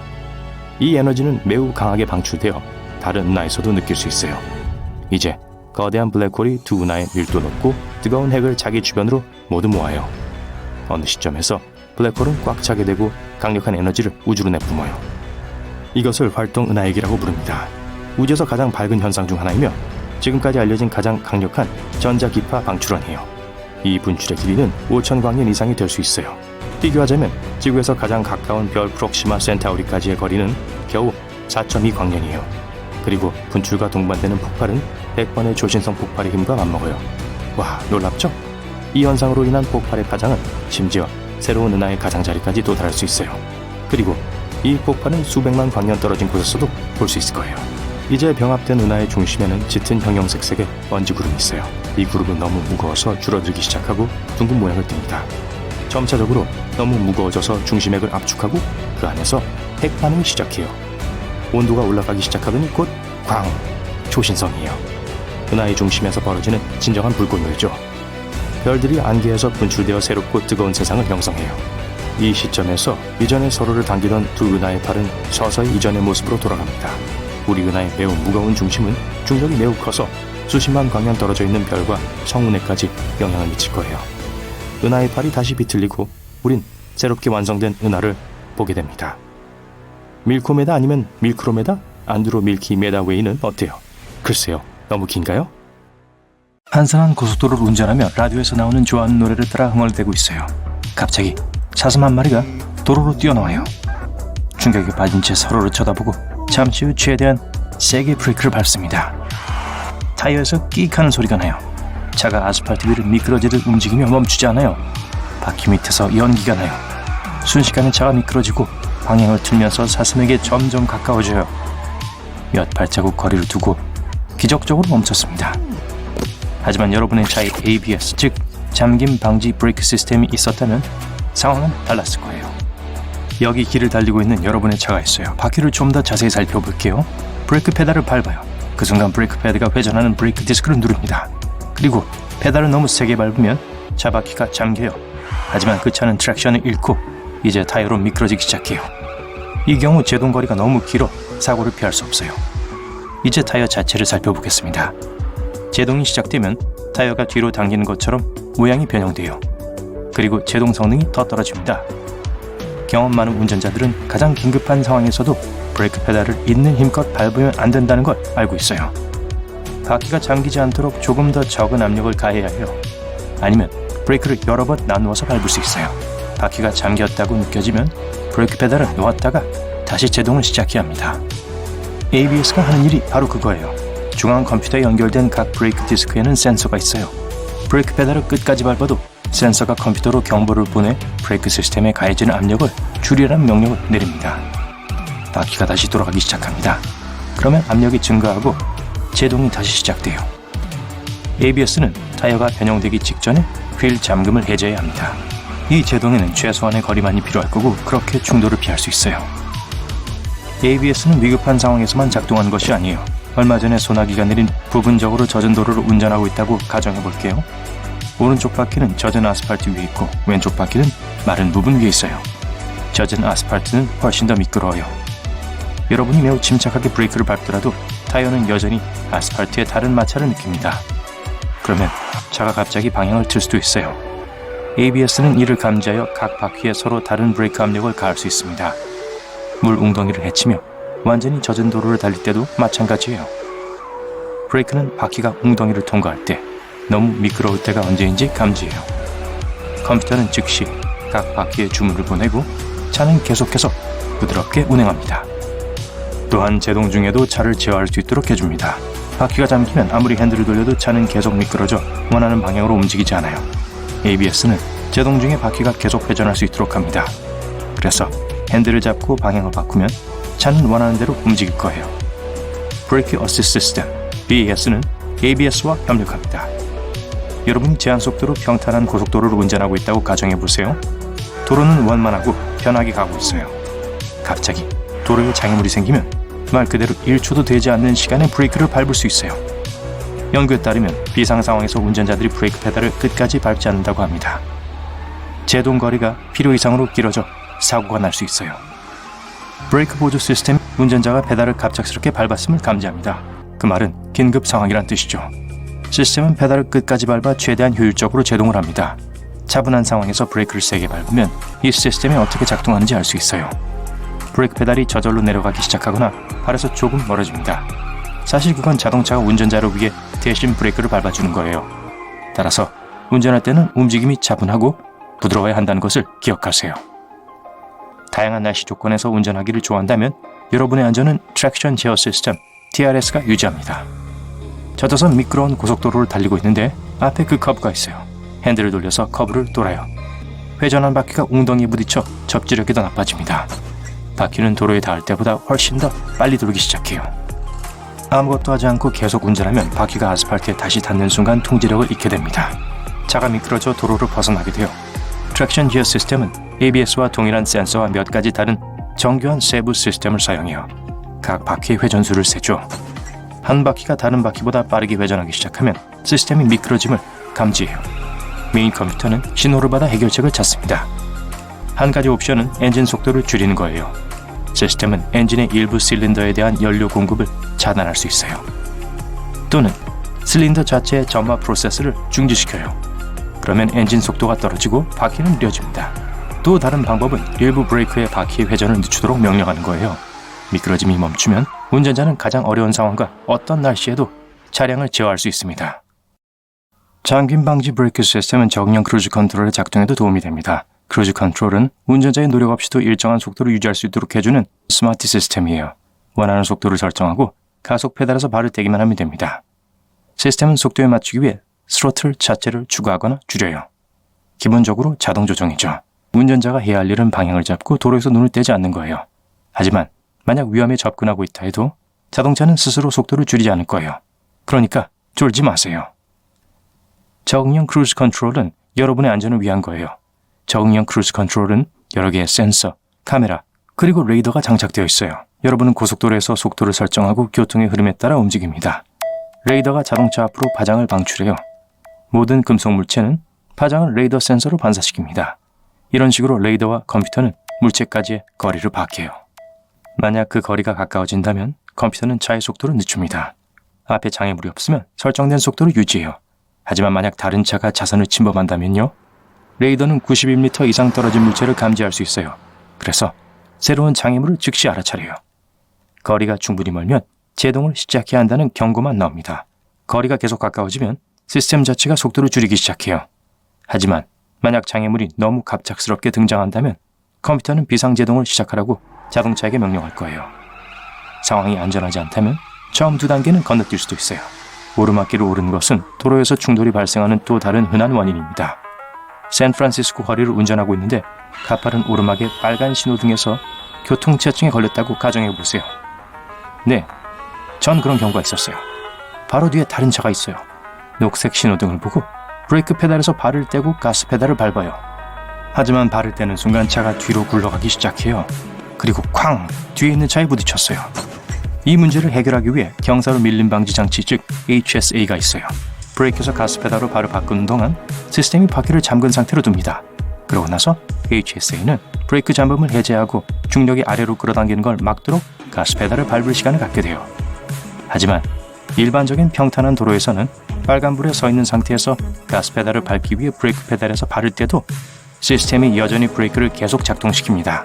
이러면 차량이 도로에 머물러 있게 할 뿐만 아니라 후방 추돌의 원인이 될 수도 있어요. 그런 걸 원하지 않기 때문에 디자이너들은 메인 컴퓨터가 차량이 경사에 있는지 없는지를 알도록 도와주는 디테일을 몇 가지 설치해서 HSA를 더 똑똑하게 만들었어요. 그래서 경사에 따라 HSA는 다르게 행동합니다. 경사가 완만한 경우 브레이크 페달에서 발을 떼자마자 시스템이 브레이크에서 서서히 힘을 빼기 시작해요. 운전자가 가스 페달에 발을 올리면 그것을 완전히 풀어줍니다. 경사가 매우 가파른 경우 브레이크 페달에서 발을 떼고 살짝 가스를 밟기 시작하면 HSA는 여전히 바퀴를 잠근 상태로 유지해요. 차가 오르막에서 출발할 수 있을 정도로 강하게 가스 페달을 밟을 때만 해제됩니다. 언덕 위로 후진해야 할 때도 마찬가지예요. 도로 위의 상황을 평가하고 모든 미러를 확인할 시간이 더 필요해요. 이 친구는 루카예요. 마지막 모든 생물의 공통 조상의 약자죠.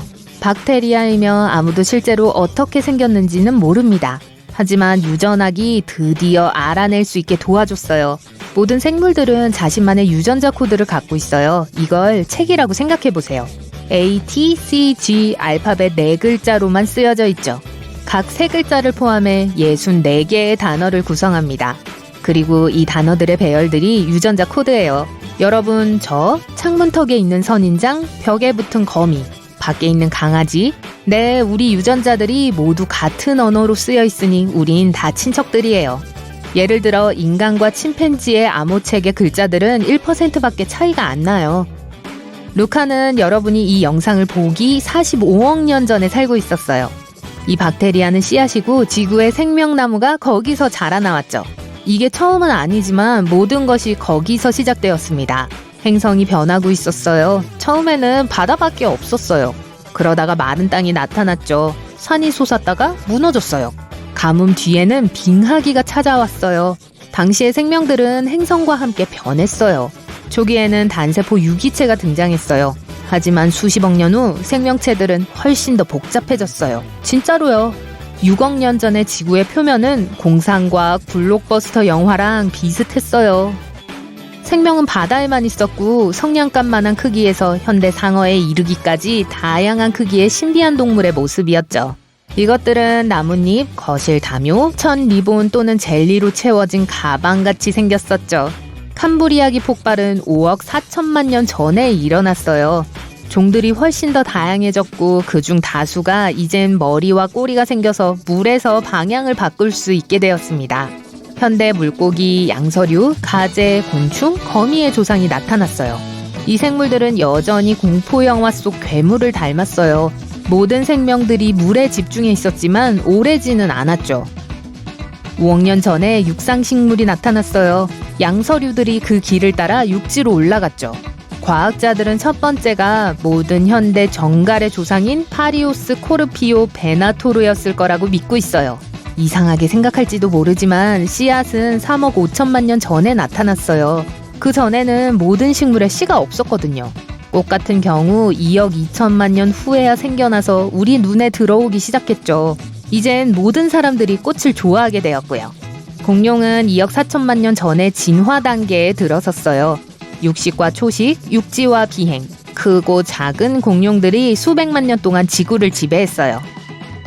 하지만 거대한 도마뱀의 그늘에서 이상한 동물이 나타났어요. 털로 덮여있고 어린 새끼에게 우유를 먹였죠. 바로 현대의 흰 담비, 쥐, 고양이를 동시에 닮은 최초의 포유류였어요. 아마도 밤에 사냥했고 나무에 살았을 거예요. 6,600만 년 전 공룡은 사라졌지만 그들의 후손인 새들은 남았어요. 그리고 1000만 년 후 최초의 영장류가 나타났어요. 아마 고대 여우원숭이가 이들의 직계 조상이었을 거예요.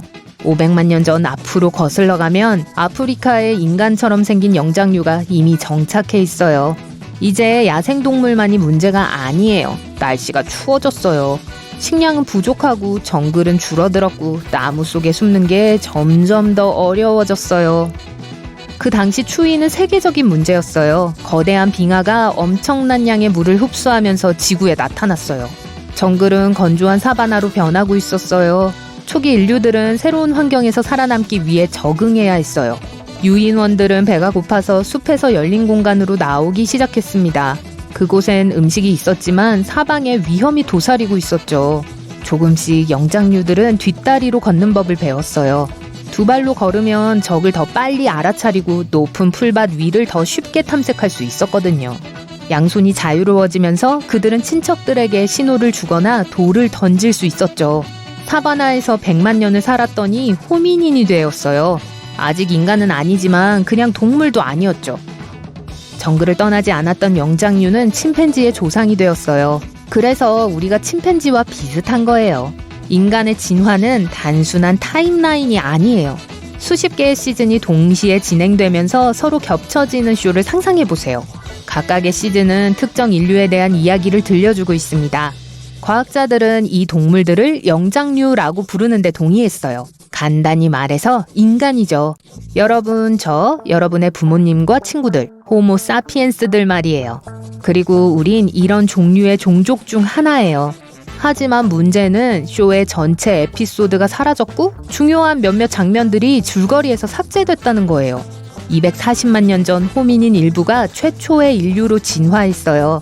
이들은 호모 하빌리스 또는 손재주 있는 사람이라고 불렸죠. 이들은 현대의 침팬지보다 키가 작았고 돌로 원시적인 도구를 만들었어요. 이렇게 진화라는 시리즈가 시작됩니다. 호모 에르가스터 또는 일하는 사람이 180만 년에서 150만 년 사이에 나타났어요. 이들은 도구를 만드는 법을 알았고 뛰어난 달리기 선수여서 훌륭한 사냥꾼이 될 수 있었어요. 모든 호모 에르가스터는 현대의 프로 운동선수들에게 몇 가지 팁을 가르쳐 줄 수 있을 거예요. 이 종들은 심한 가뭄 환경에서 살았고 몸에 털이 거의 다 빠졌었죠.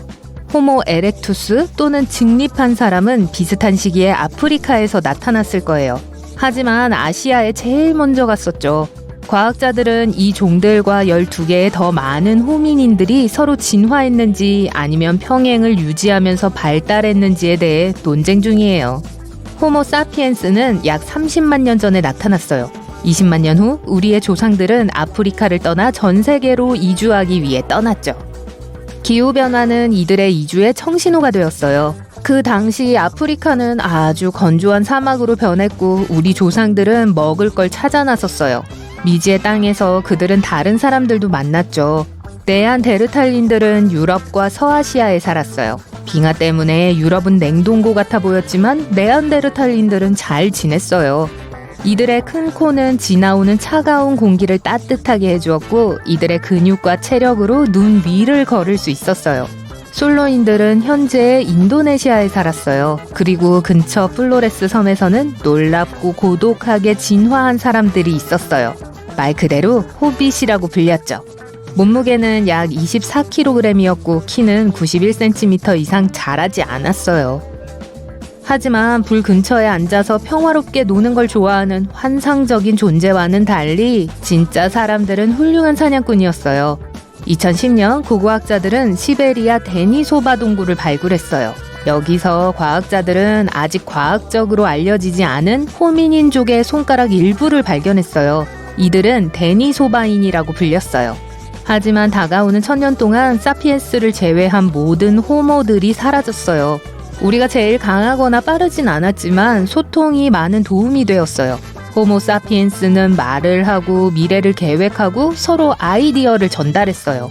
최초 사람들의 뇌와 우리의 뇌는 다르지 않았지만 인지 능력은 달랐어요. 그들은 새로운 걸 기억하고 서로 소통하고 현상과 물건에 대해 토론하는 걸 잘 못했어요. 호모 사피엔스의 뇌는 유연했어요. 덕분에 고대 인류는 점차 새로운 환경에 적응했고 경험의 결과로 변화했죠. 고생물학자들은 호모 에렉투스가 100만 년 동안 비슷한 돌도끼를 사용했다고 주장해요. 이들의 영리한 상대들은 절대 가만히 있지 않았고 계속 도구들을 개선시켜 나갔죠. 그들은 활과 화살, 옷을 꿰매는 바늘, 낚시를 위한 갈고리, 돌, 칼을 생각해냈어요. 불로 동굴을 환하게 했을 뿐만 아니라 원시적인 석유 램프를 쓰기도 했죠. 그들은 계속 진화했고 지금도 그러고 있어요. 우리의 진화는 한 종족으로서 환경, 식단, 현대 기술의 영향을 받아요.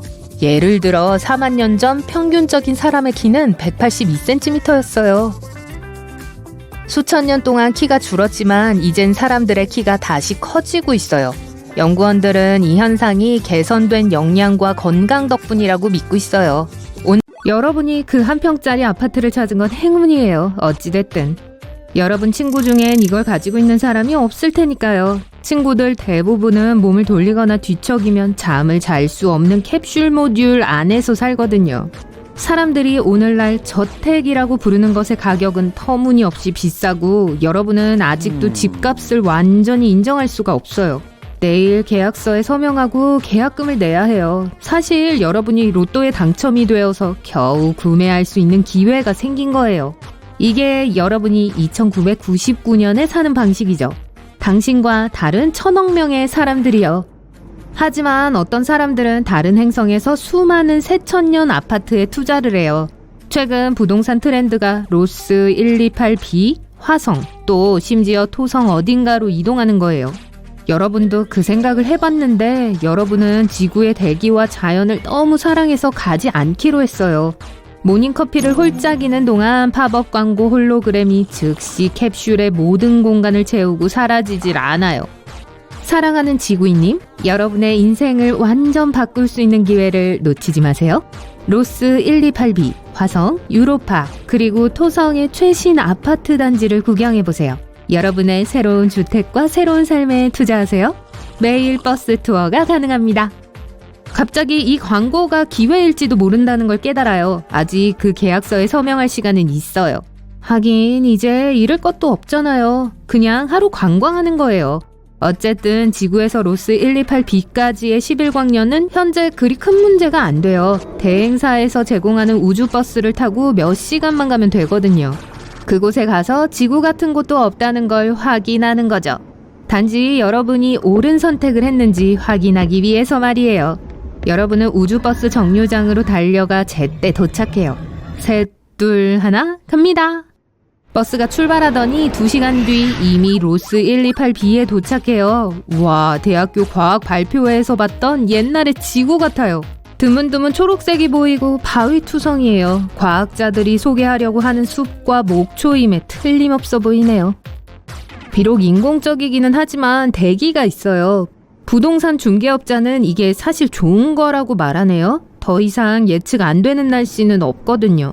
모든 것들이 거주민들에 의해 통제돼요. 불편한 점은 날씨가 좋을수록 다음 달에 더 많은 청구를 받게 된다는 거예요. 로스 128b에서는 자외선 차단이 필수예요. 이곳의 자외선 지수는 지구보다 38% 높기 때문에 일반 자외선 차단제는 알고 보니 완전 무용지물이었습니다. 사람들은 이 행성이 지구의 쌍둥이 같다고 하지만 여러분은 동의하지 않죠. 조목이 있긴 하지만 너무 이상하게 생겨서 꼭 컴퓨터 게임을 하는 것 같은 느낌이 들어요. 아파트 단지 옆에는 과수원과 작은 농장이 있어서 유기농 식품을 생산하고 있어요. 그래서 여러분은 어떤 식으로 작동되는지 확인해 보기로 하죠. 그곳의 과일과 야채는 너무 이상해 보여요. 여러분은 이게 사과나무인 걸 알지만 꽃봉오리 대신 마이크로칩이 있고 열매는 정육면체예요. 여러 가지 무지개 색깔의 사과들이 있어요. 여러분은 앞으로 나아가 작은 바위에 발이 걸려요. 지구로부터 수입되지 않은 원래 이 행성에 있던 몇 안 되는 것들 중 하나죠. 나비 한 마리가 코끝에 앉아요. 만지고 싶지만 손가락이 닿자마자 곤충은 수많은 픽셀로 흩어져 버려요. 부동산 중개인이 여러분이 다시 설 수 있게 도와주러 뛰어옵니다. 그녀는 지구상의 모든 동물군은 아직 홀로그램의 형태로 나타나고 있는데 이는 지구로부터 모든 걸 옮기는 게 현재로서는 불가능해서라고 해요. 모든 동물상은 서로 밀접하게 연결되어 있고 아주 작은 나비로도 극적인 차이를 만들 수 있어요. 여러분이 가진 지구에 낼 계약금으로 이 행성에서는 2층짜리 아파트를 살 수 있어요.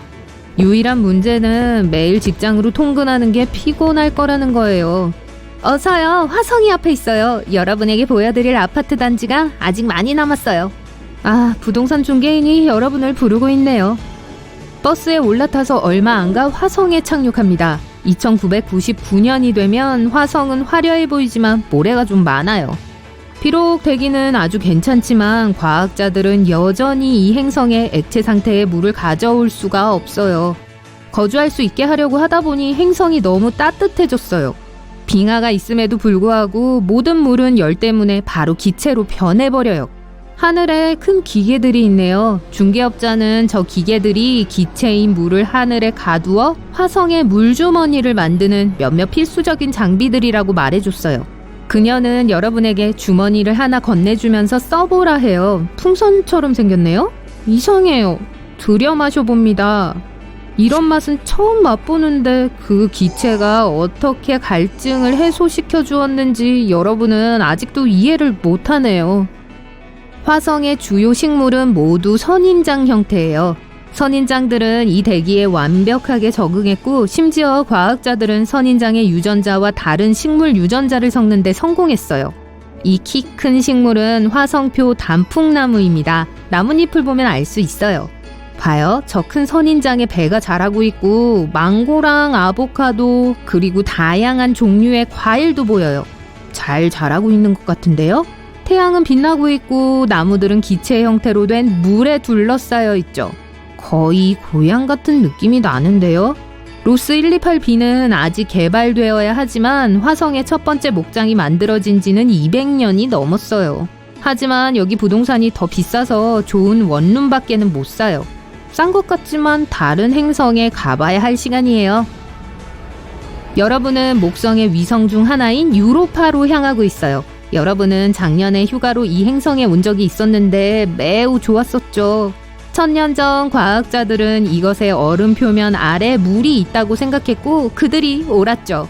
지각이 녹아 지구바다의 2배 크기인 거대한 바다가 형성되었고 행성 자체는 지난 1000년 동안 다양한 변화를 겪어왔어요. 매끄러운 표면에 있는 모든 균열들은 많은 작은 대륙들을 형성했어요. 이것들 모두 유럽 국가의 이름을 따서 지어졌지만 여러분은 그중 한 곳에만 들릴 시간이 있어요. 이탈리아예요. 이 대륙은 하늘색 물로 둘러싸여 있고 끝없이 향기로운 레몬나무들이 있어요. 사람들은 지구의 수박만큼 큰 재배한 토마토로 피자를 요리해요. 토마토 한 개면 피자 2판에 충분하죠. 여러분은 다른 대륙에 대한 더 많은 정보를 얻기 위해 유로파 책자를 살펴봅니다. 노르웨이에는 노르웨이 피오르드와 매우 비슷하게 생긴 산들이 있고 프랑스에는 끝이 없는 라벤더 밭이 있고 그리스 대륙에는 올리브 가지가 있는 큰 농장이 있어요. 여러분은 이곳의 부동산 가격이 지구만큼 비싸다는 걸 깨닫고 책자를 닫죠. 어쩐지 많은 사람들이 그곳에 살고 싶어 하더라니까요. 시간 다 됐어요. 앞으로 한 행성 남았어요. 버스가 곧 착륙할 거고 안내 방송이 나오네요. 토성에 오신 걸 환영해요. 수영 마스크를 착용하고 궁극의 아파트 단지를 확인하게 잠수해보세요. 과학자들은 토성을 단단하게 만들기 위해 250년 이상을 보냈지만 다 가까운 미래에 사람들은 역사상 가장 위대한 것을 우주에서 발견해냈습니다. 지구의 모든 사람들이 사상 최고의 천문쇼를 보기 위해 하늘을 올려다보고 있네요. 이거 진짜인가요? 이게 무슨 뜻이죠? 과학자들은 수백만 광년 떨어진 은하, 행성, 블랙홀을 연구해왔습니다. 하지만 그동안 환상적인 무언가가 우리의 눈 바로 위 시야에 숨겨져 있었어요. 바로 달이죠. 몇 년 전부터 사람들은 달에 다시 가기 시작했고 마침내 그곳에 영구적인 기지를 세웠습니다. 달의 지각을 뚫다가 운 좋게도 드릴이 금속판처럼 단단한 것을 박살냈어요. 이 금속에는 폴리카보네이트, 알루미늄, 금, 은이 들어있었습니다. 이미 지구에 있는 것들과 매우 유사했죠? 이것들은 기본적으로 CD의 성분과도 같아요. 사람들은 발굴에 열광하기 시작했습니다. 그 아래에 또 뭐가 있을지 누가 알겠어요? 곧 달은 우리의 가장 큰 자원이 되었습니다. 몇 달 후 건설 장비로 달에서 빛나는 표면 수백 미터를 발굴했습니다. 처음에는 침묵을 지켰지만 1년 후에는 불가능해졌어요. 발굴팀은 축구장 10개 크기 정도 되는 반짝이고 거대한 직사각형 조각을 파냈습니다. 그리고 하나가 아니에요. 수백만 개를 찾았다고요. 약간의 연구 후 과학자들은 달 표면 전체가 이 이상한 물질로 덮여 있다는 것을 알아냈어요. 사람들은 별이 총총한 하늘에서 빛나는 독특한 달을 매일 밤 올려다봅니다. 전보다 조금 더 밝게 나네요. 점점 이상해지는 이 상황을 보고 싶다면 평범한 망원경만 있으면 돼요. 발굴 작업이 완료되지 않았지만 과학자들은 달이 거대한 디스코볼이라는 결론을 내렸어요. 누가 만들었을까요? 뭐 때문이죠? 그리고 우리 인간들에게는 무엇을 의미할까요? 아무도 답을 몰라요. 곧 사람들은 달의 절반 이상을 파낼 수 있게 되었습니다. 어떤 곳은 판이 너무 깊어서 들어갈 수가 없었어요. 산 아래에 박혀 있었거든요. 다른 곳에서는 디스코볼 판이 표면 바로 아래에 놓여 있습니다. 그나저나 이 미친 발견에도 불구하고 달의 성질은 어떤 식으로도 변하지 않았습니다. 더 밝아졌다는 것 빼고는요. 판을 뚫고 더 깊이 파고들려고도 해봤지만 이 시도는 절망적이었어요. 폴리카보네이트와 금속 합금층이 너무 두껍고 달의 중심부 깊숙이 들어가야 할 것 같았거든요. 일부 과학자들은 달의 표면이 CD와 유사하다면 그 표면에 기록된 정보가 있을 수도 있다고 생각했어요. 그렇다면 역사의 흐름이 바뀌게 될 거예요.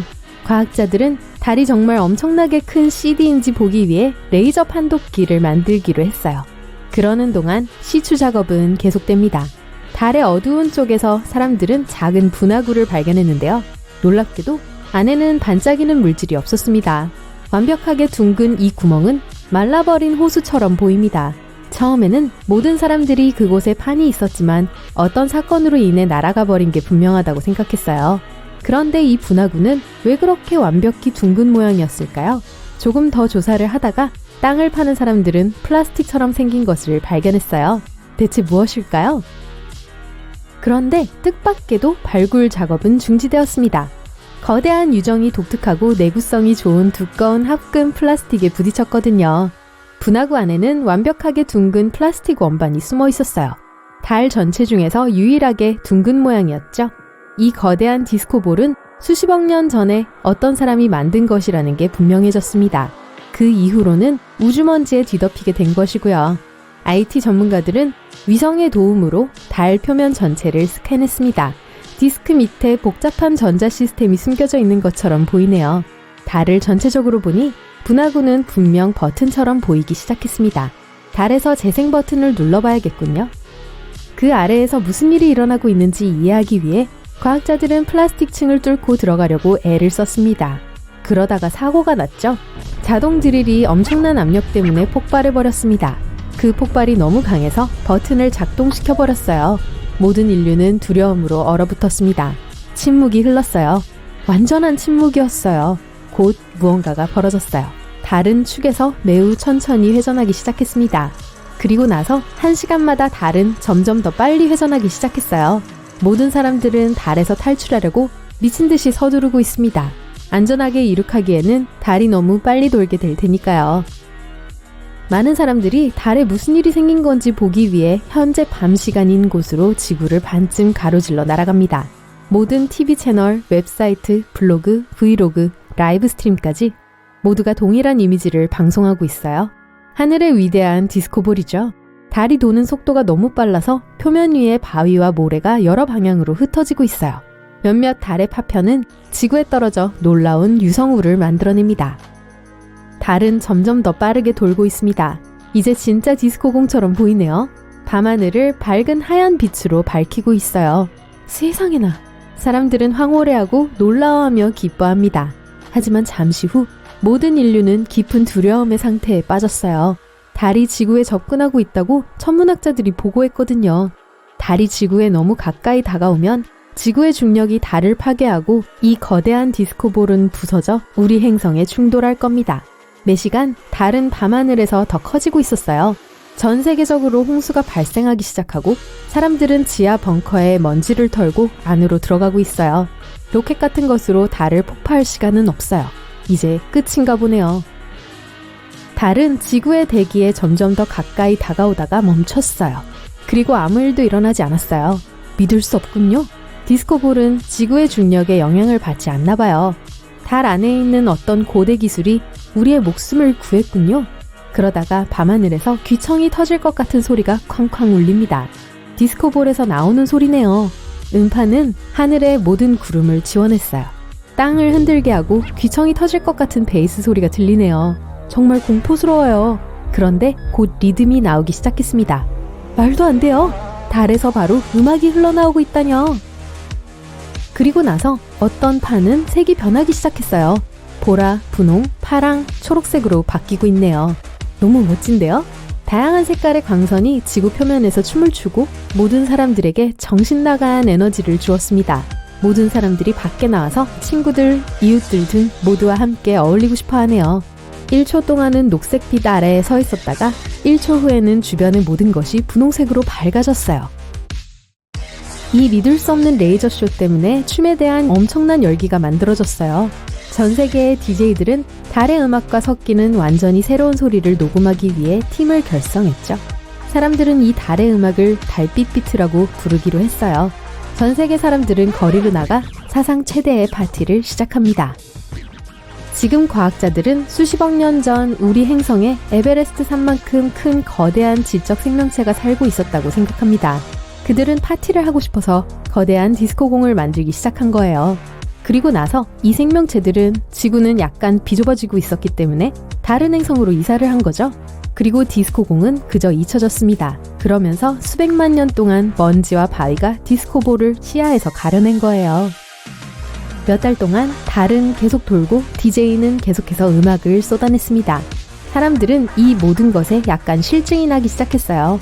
사람들은 서기 2600년 뉴 프론티어 프로그램이 드디어 시작되었습니다. 거주지를 계획하고 있는 행성 목록이 있는데 첫 번째 행성은 금성입니다. 지구의 사악한 쌍둥이 행성은 섭씨 427도에 달하는 온도와 아름다운 황산 폭풍으로 여러분을 맞이합니다. 우선 이 열기는 금성 표면에 사는 것이 거의 불가능에 가깝다는 것을 의미합니다. 그래서 여러분은 즉시 수십 미터 지하의 미래의 집을 건설합니다. 벽, 바닥, 그리고 천장은 열에 강하고 내구성이 강한 재료로 만들어져야 하므로 탄화 하프늄을 사용합니다. 2016년에 발견된 이 재료는 섭씨 3900도 이상의 온도를 견딜 수 있습니다. 그 다음에는 공기 냉각 및 정화 시스템을 설치합니다. 금성대기에 유독성 공기를 모아 복잡한 필터망을 통과시켜서 주거지로 숨 쉴 수 있는 공기를 전달합니다. 추가 혜택으로 이 공기의 온도는 외부의 높은 온도 덕분에 쉽게 올릴 수 있습니다. 주공간 아래에 별도의 룸을 만들고 발전실로 지정합니다. 그곳의 장치는 금성에 거의 무한한 지열 에너지를 사용해서 주택에 전기를 공급할 것입니다.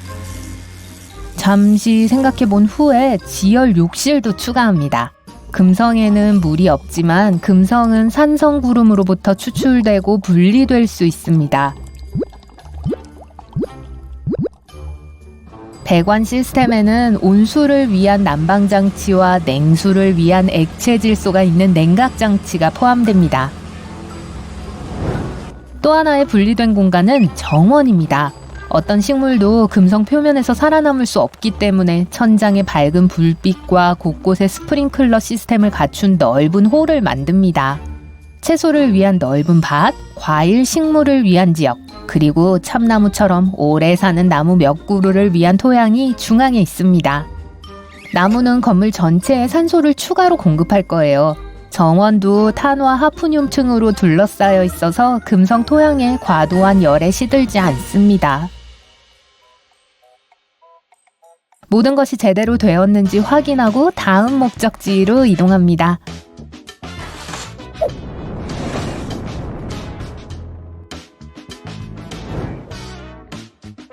토성입니다. 토성은 가스 행성이지만 최적구역이라고 할 수 있는 얇으면서도 안정적인 층이 있습니다.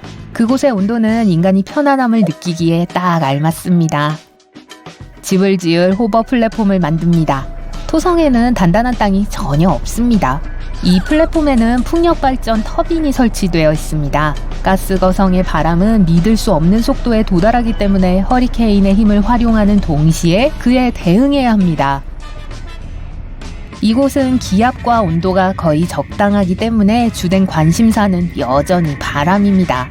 집을 낮게 만들고 공기역학을 위해 거의 프리스비 모양을 하고 있습니다. 벽과 지붕은 강력한 돌풍이 뜯어낼 수 없도록 하나의 튼튼한 금속 판으로 만들어졌습니다. 또한 몇 미터 두께로 만들고 깨지지 않는 우주 등급의 유리창을 추가합니다. 물은 파이프가 내장된 일련의 유사한 플랫폼을 사용하여 다른 층에서 추출할 수 있습니다. 강한 바람 덕분에 전기와 열도 문제가 되지 않습니다. 이곳의 유일한 문제는 식량이지만 초기에는 정원용 비옥한 토양과 함께 사람이 사는 다른 행성에서 수입할 수 있습니다. 나중에 정원으로 사용할 공간을 다른 호버 플랫폼에 만듭니다. 결과에 만족한 여러분은 목록의 다음 목적지 유로파로 향합니다. 목성의 위성인 유로파는 협곡과 크레바스로 가득 찬 수킬로미터 두께의 얼음 지각으로 덮여 있습니다. 하지만 지하 깊은 곳에는 지구의 모든 바다를 합친 것보다 더 많은 짠물이 있습니다. 그 사실을 고려해서 이번에도 지하 주거지를 선택합니다. 온도는 매우 낮지만 뜨거운 행성 핵에 가까이 갈수록 더 따뜻해집니다. 지하 바다에서 안전하게 물을 추출할 수 있도록 가능한 한 깊은 곳에 거주지를 설치합니다. 벽과 천장에는 단열재가 덧대어져 있고 지하 창고에는 소금물을 마실 수 있는 물로 바꾸는 가정용 정수 시스템이 있습니다.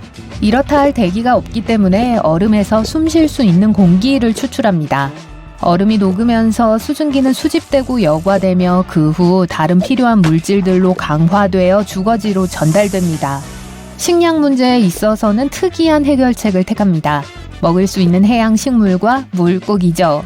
바다에서 조류를 양식하기 위해 별도의 수조를 만들고 지구와 사람들이 사는 다른 행성에서 다양한 종류의 물고기들을 들여와 유로파에서 번식시킬 수 있습니다. 다음 목적지는 명왕성입니다. 너비가 지구의 6분의 1에 불과한 이 작은 외성은 테라포밍에 큰 잠재력을 가지고 있기 때문에 즉시 거주지를 위한 큰 돔을 만듭니다.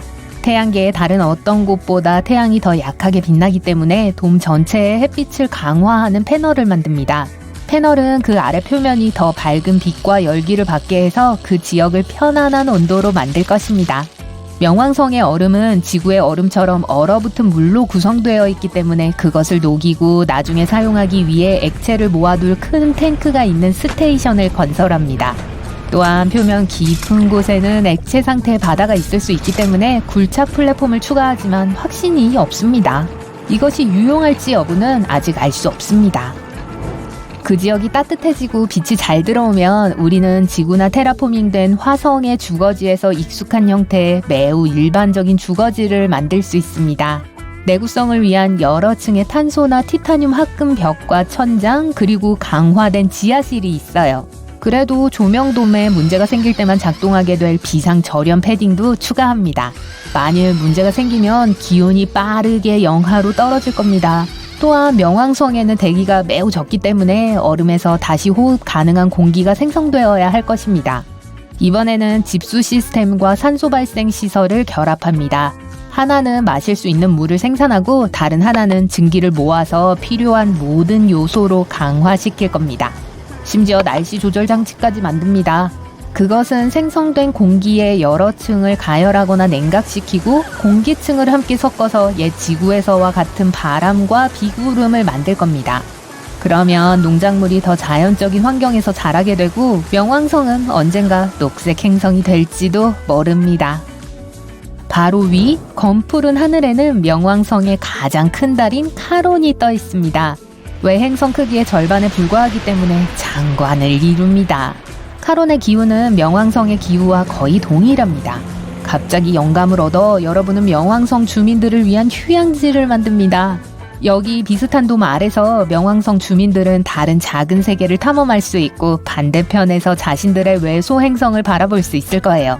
지구의 달처럼 항상 한쪽 면만 보아왔거든요. 이제 다음 목적지로 가야 할 때입니다. 자르미나.